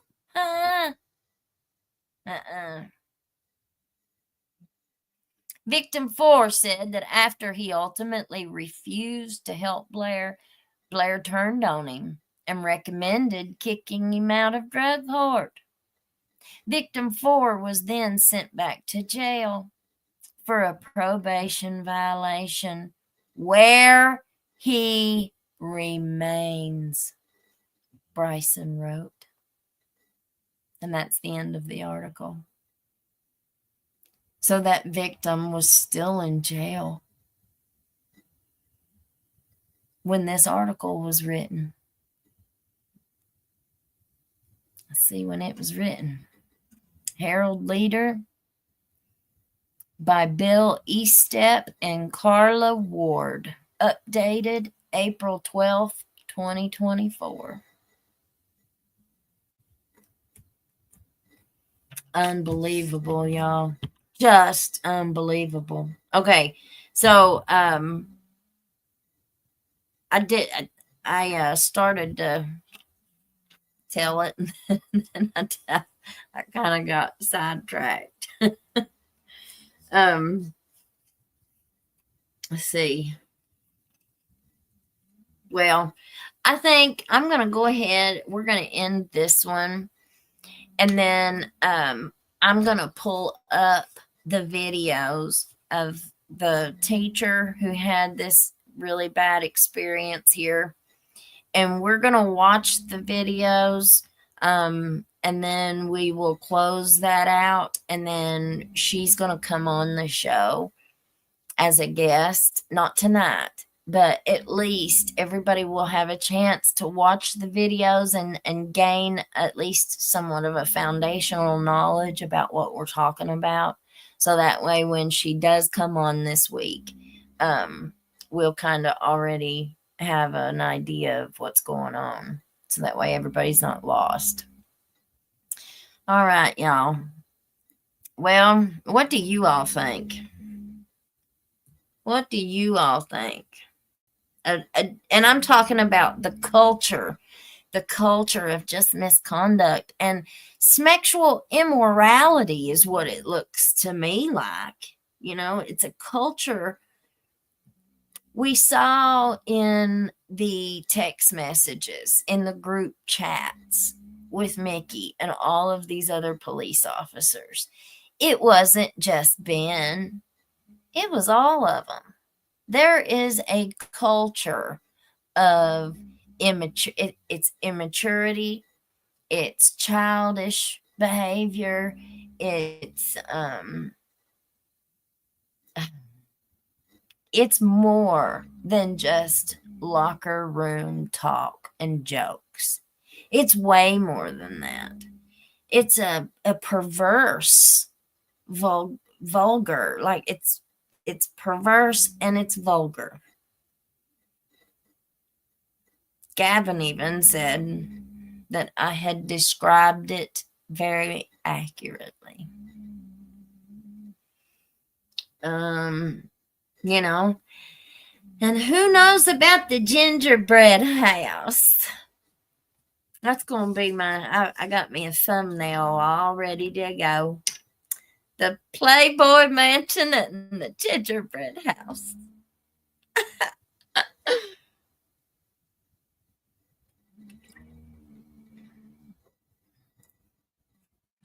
Talking about Mickey's daughter. Oh, that was what I was going to say about the house. So I had never seen Mickey's house before. I'd been up there several times, but I hadn't never seen their house. And I really got caught up on that $45,000 list. You know, that's what Mickey said that they had it on file at the PVA office for $45,000. His property up there in McRoberts, and I'd say that's about right.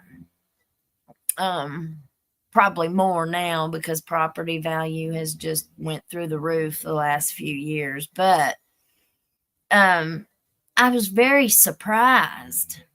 I was actually very, very surprised for the income that's coming in with Mickey and his wife both for all these years. They didn't put the money in that house. But I've heard all the money is going into the properties in Tennessee. And it's not just Mickey who has properties in Tennessee. I reckon Terry Adams has property in Gatlinburg and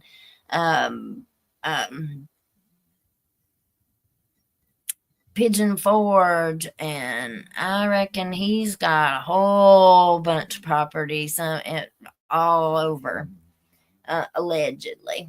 So I'm trying to find a lot of the the properties, and just I'm trying to find. I'm digging.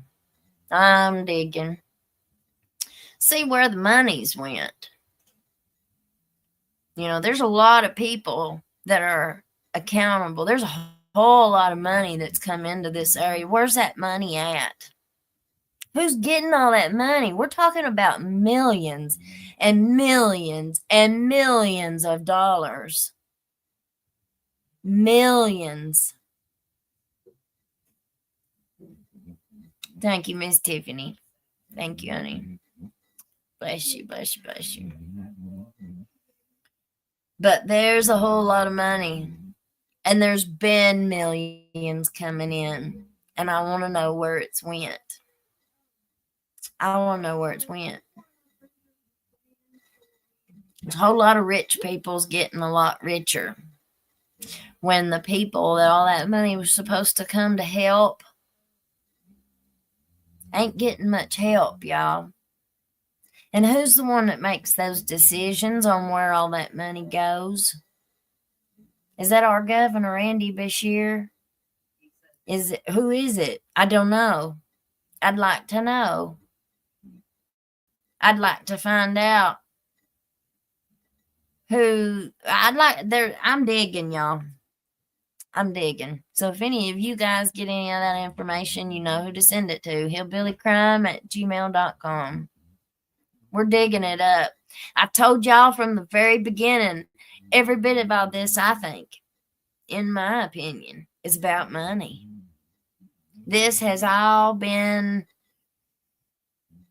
it's like a mafia type. It's like the mob.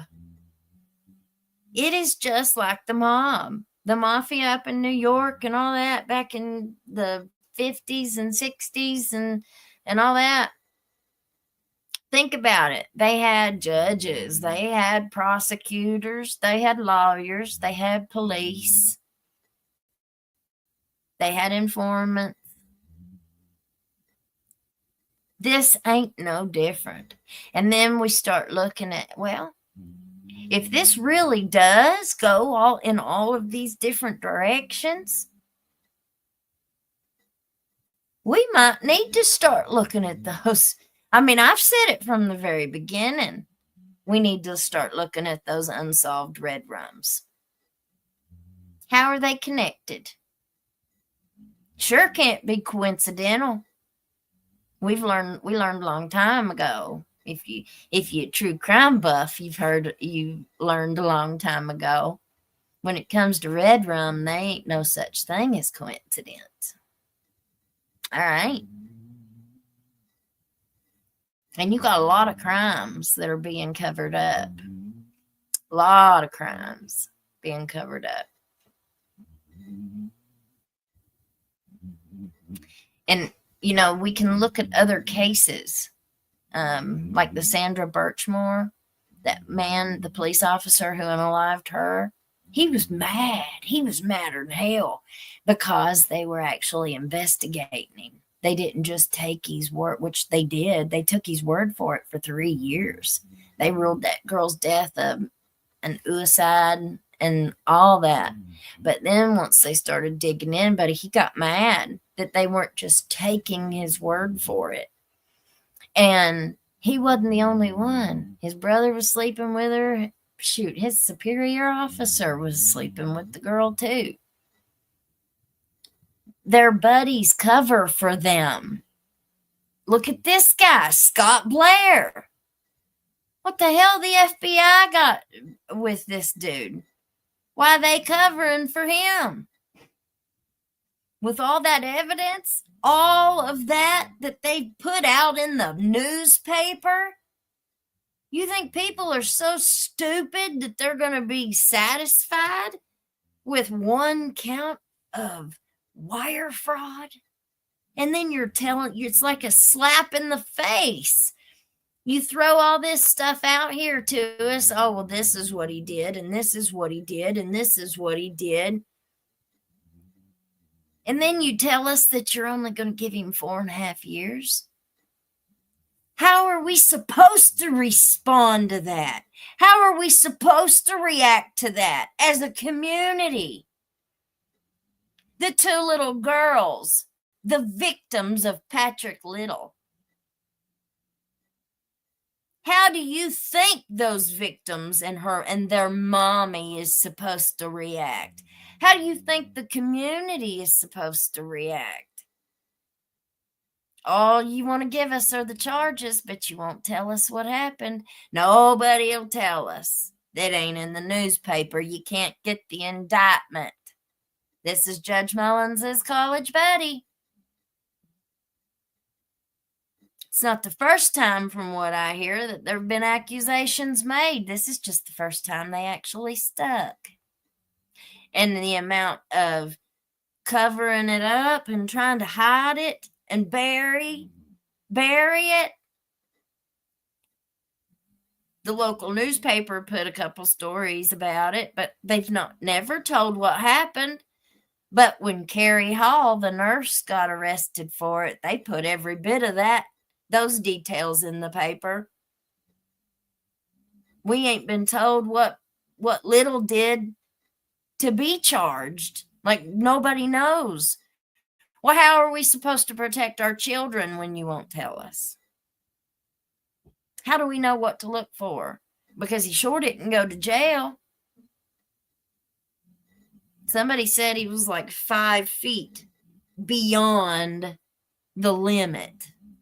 Because I said his business is right across the street from a high school. But apparently, technically, it might be like 5 feet beyond the limit, the amount of feet that you got to be away from a school. I mean, you know.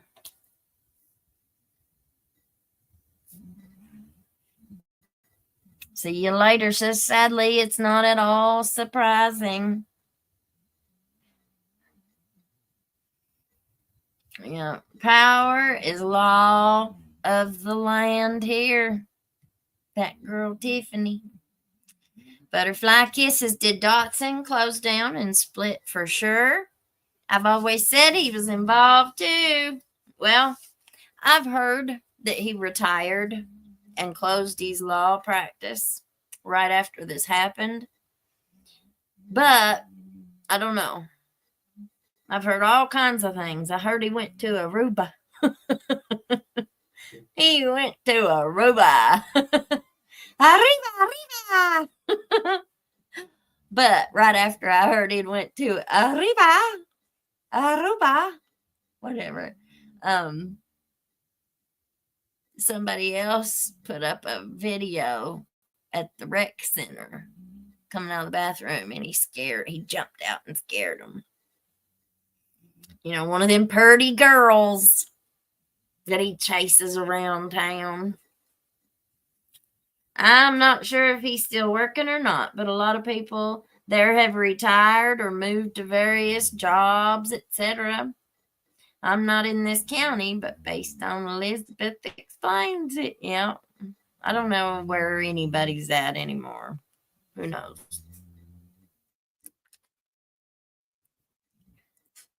Leanne, I know this happens all over the world and people handle things differently, but all this is making me angry. It does me too, and I get in trouble because of this right here. You know, like I'm like, how shameful. Like, yeah, you need to be embarrassed and you need to be ashamed of yourself. No, ain't none of us perfect. We all make mistakes. What this guy did, the judge said it. This is an intentional criminal act. What Ben Fields did was an intentional criminal act. What many of those people have been doing down there were intentional criminal acts. These people knew what they were doing. But so many of these people think they're above the law. They're above the law. These laws don't pertain to them. They can do whatever the hell they want to do because they got Mullins to protect them. They can do whatever they want to do because it ain't going out of Mullins' court. Think about that. Now Mullins ain't there no more.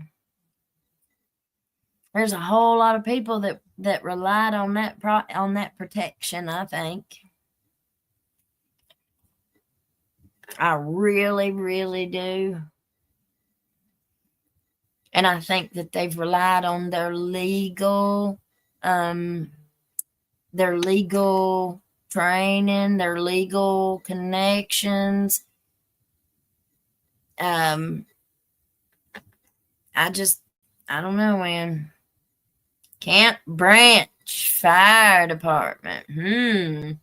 Well, we looked at the Neon Fire Department the other night and we read the article where the Quillen boy got in trouble.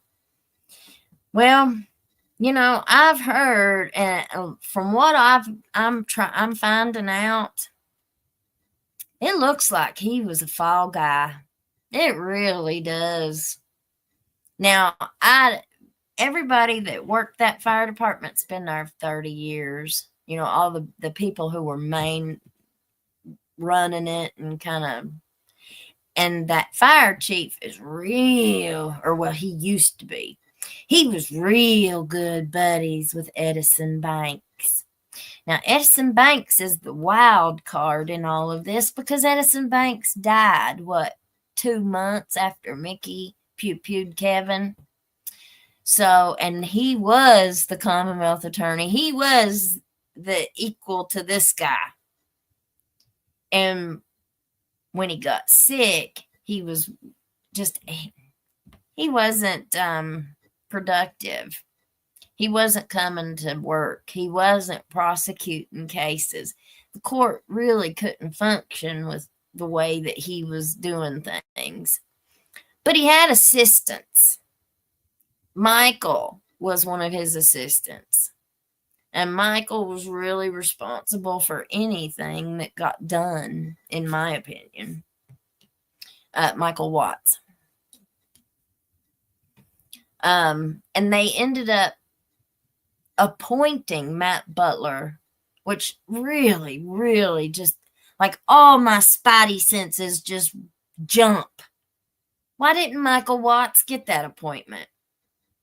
It blows me away, unless he didn't want it, which he might not have wanted it. He's being nominated for district court. So I don't buy that he didn't want it. Why was he not appointed?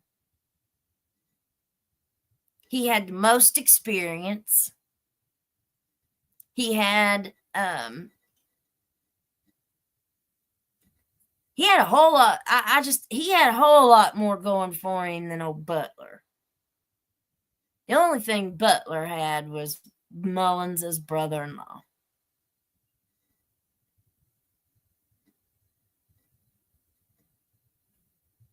I think that was a political move. I think that was a political appointment, personally. Oh, everybody says that if we all knew our rights, everybody says that's the first thing they say. I know my rights. I know my rights. I want my lawyer. I want to call my lawyer. Well, you obviously don't know your rights.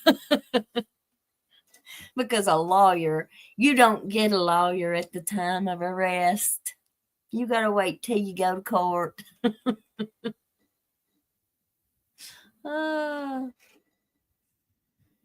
Yeah. Yap.com. I'm not going to put it up there, but you're about right. It's the way it is around here. Butterfly kisses. I hope none of those good old boys went to church and handled the snakes. They probably wouldn't bite them. They probably wouldn't bite them. Power corrupts the corruptible. Well, absolute power corrupts, absolutely. Trust me. Oh, yeah.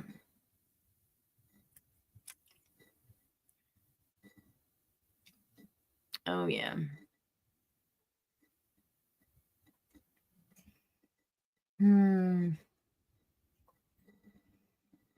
All right, guys. So I'm going to go ahead and jump off of this one. And I'll put them videos up. And that way we can all be kind of informed on our guest this week. This will be the first time I bring somebody on as a guest. I'm excited.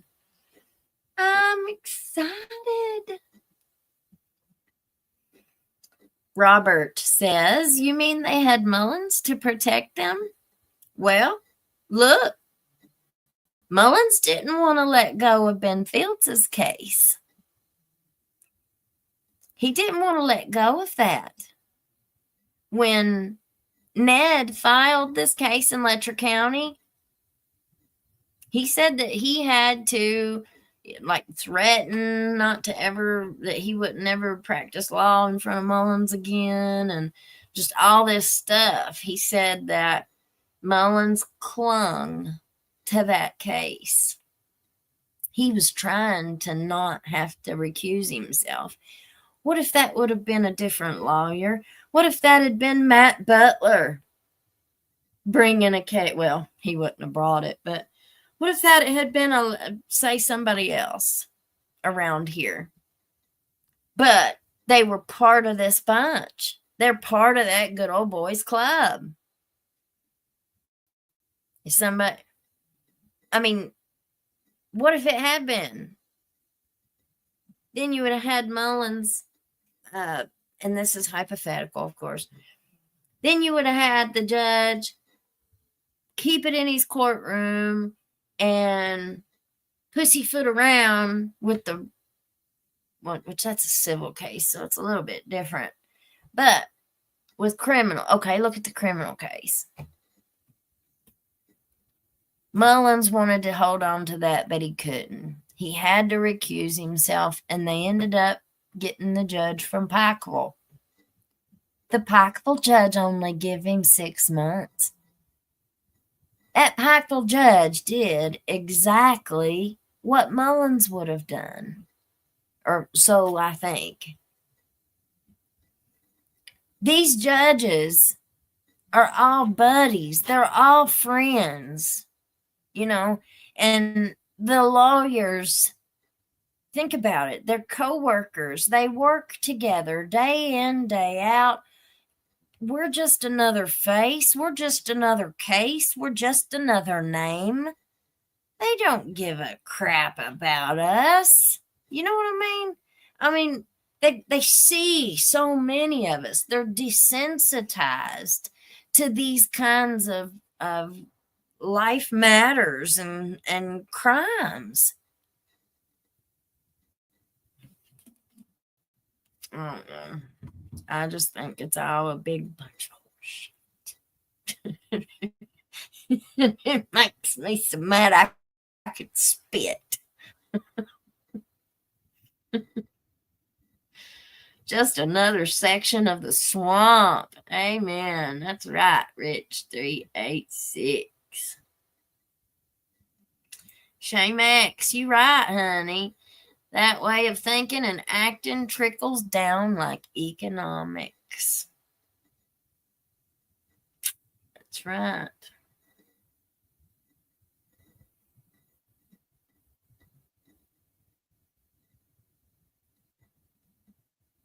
They need a woman judge in that county. Otherwise, the stigma will carry on. Well, they've nominated one. So they've nominated 3 lawyers. They've nominated Michael Watts, the one I was just talking about. They've nominated Nick Whitaker, who has just had his law license maybe 5 years. Maybe. I don't think he's even had it that long. But he's been in the field, you know, he's been like a probation officer and he's worked in the PVA office. He's got a great deal of experience. His brother was an investigator for a law firm. And then you've got Ashley Sturgill, who, from what I hear, married the Taco Bell chief of police in Whitesburg, the one who got and passed out in Taco Bell drive-thru and didn't get in a bit of trouble. And he's still the chief of police in Whitesburg.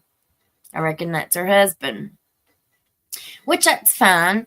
I just don't think she would be. I wouldn't vote for her.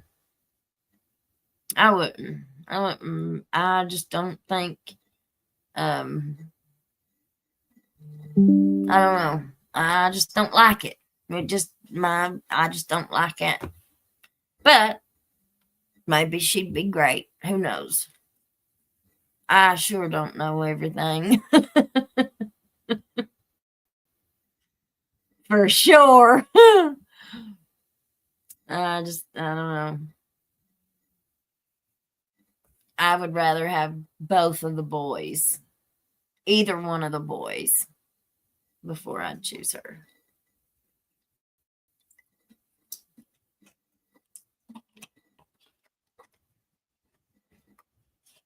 I think Nick Whitaker's got a conscience. He comes from a good family. He has a wonderful wife. I love his children. He has a wonderful brother. I like Nick Whitaker. I like him a lot. And I think that Nick, because Nick is working as an assistant now, Commonwealth and county, I think. He's working as both, same way Michael was. But I think Nick has integrity, and that's who my pick would be. I think would be Nick Whitaker, even though he's not had his law license as long as Michael has. I just don't think that Nick has been in the nest, so to say. You know, he hasn't hibernated with them people.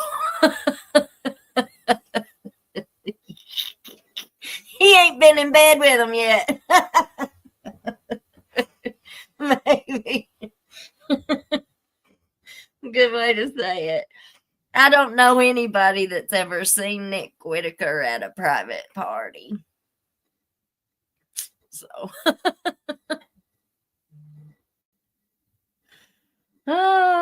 Anyway.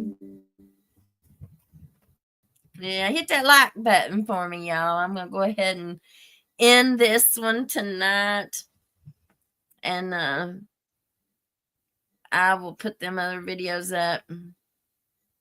And then we will see you again tomorrow. Integrity can't be bought.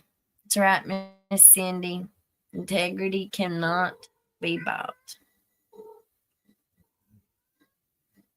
Yeah. Let me look here. Thank you all so much. Miss Cindy, I appreciate it.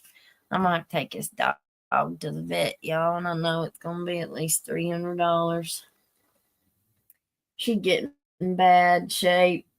This old lady. It's getting time. I don't know. I don't want it to be time. I don't want it to be. And we may not be there quite yet, but I know it's coming, and it's just breaking my heart. All right, Miss Cindy, thank you. Cirky Monkus. I love it. Thank you. Missy Combs. Got us another YouTube member. Thank you. And Takeisha Baines. Hello. Welcome to the Hillbilly Train, ma'am. All right, y'all. Well, y'all have a good evening. Don't eat ice cream from a cone, Captain Caveman.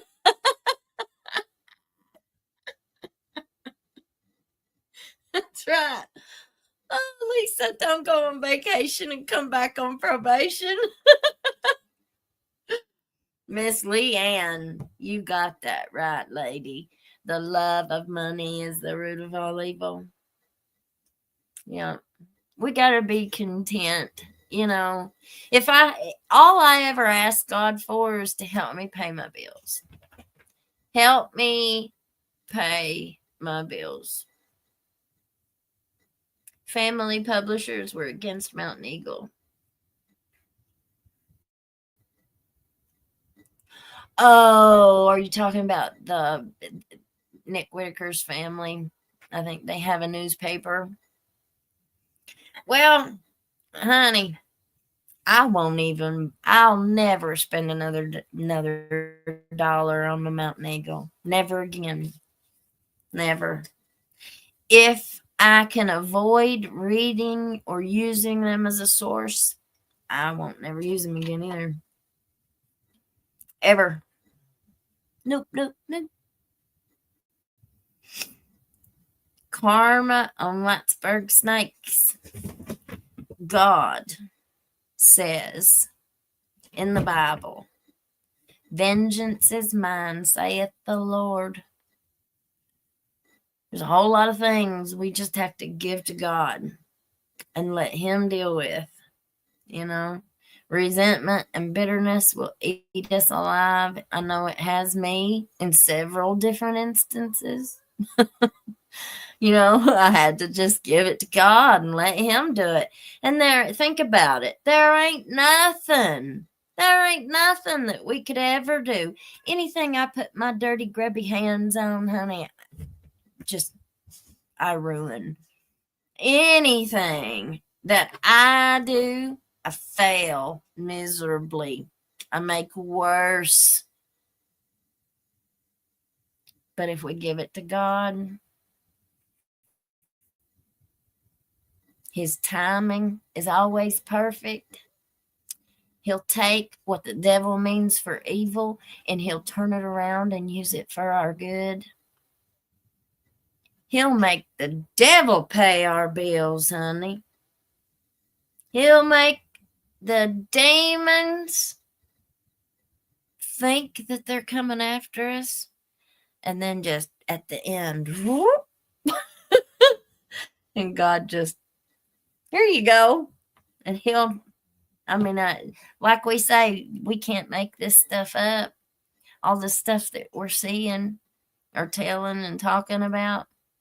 We also can't ever outgive God. You can't outgive God. Give to somebody. Be a giver. Because God's going to turn around and he's going to give you 10 times back. And I don't mean just give you garbage. Don't go around your house and pick up things that you don't want no more, that you were going to throw away anyway. And think, I'm just such a good person because I gave somebody all my junk. That ain't real giving, y'all. Giving somebody something you was getting ready to throw away anyway, something you didn't want anyway. Try giving away something you wanted. Try giving away something you really wanted to keep. Try giving away, well, I won't start preaching. But, a story in the Bible of the widow and her child, and she had a little bit of oil in a cruse, and she gave the passerby her last little bit of food, and the Lord turned around and made her oil pot never go dry. She had flour, enough meal to make a cake for the rest. It was just endless. God can move mountains. He sure can. He has. We've seen it. Every one of us has witnessed a miracle at some point in time. I'm a walking, talking miracle. And I know most of us out here either are yourselves, or you have a family member, or you have a friend who's also a miracle. You've seen miracles happen. You know they happen. You know God's real. And all we got to do is just keep looking to him. All right, y'all. Well, you have a great rest of your night. Please pray for me, and I'll pray for you, okay? Yep. Lay up your treasures in heaven, y'all, because you sure can't take it with us when we go. All right. Well, stay warm and stay blessed. Peace out, Girl Scout. You can't hide from hillbilly crime. You can't hide from hillbilly crime. You can't hide from hillbilly crime. You may not know that there's a crew in town. The head hillbillies are making their rounds. Small town whispers loud and clear. The sheriff shot the judge in his chambers chair. Sheriff got a secret he won't keep. Judge shot dead in his disbelief. A lot of people have some stories to tell. Dark pass away, get the sound of a shotgun shell. All the secrets spill on down. Voices loud in this old town. From the courthouse to the ground. Rumors fly and they can't be bound. Neighbors hide behind their blinds. Whisper tales of troubled minds. Skeletons covering the mountainside.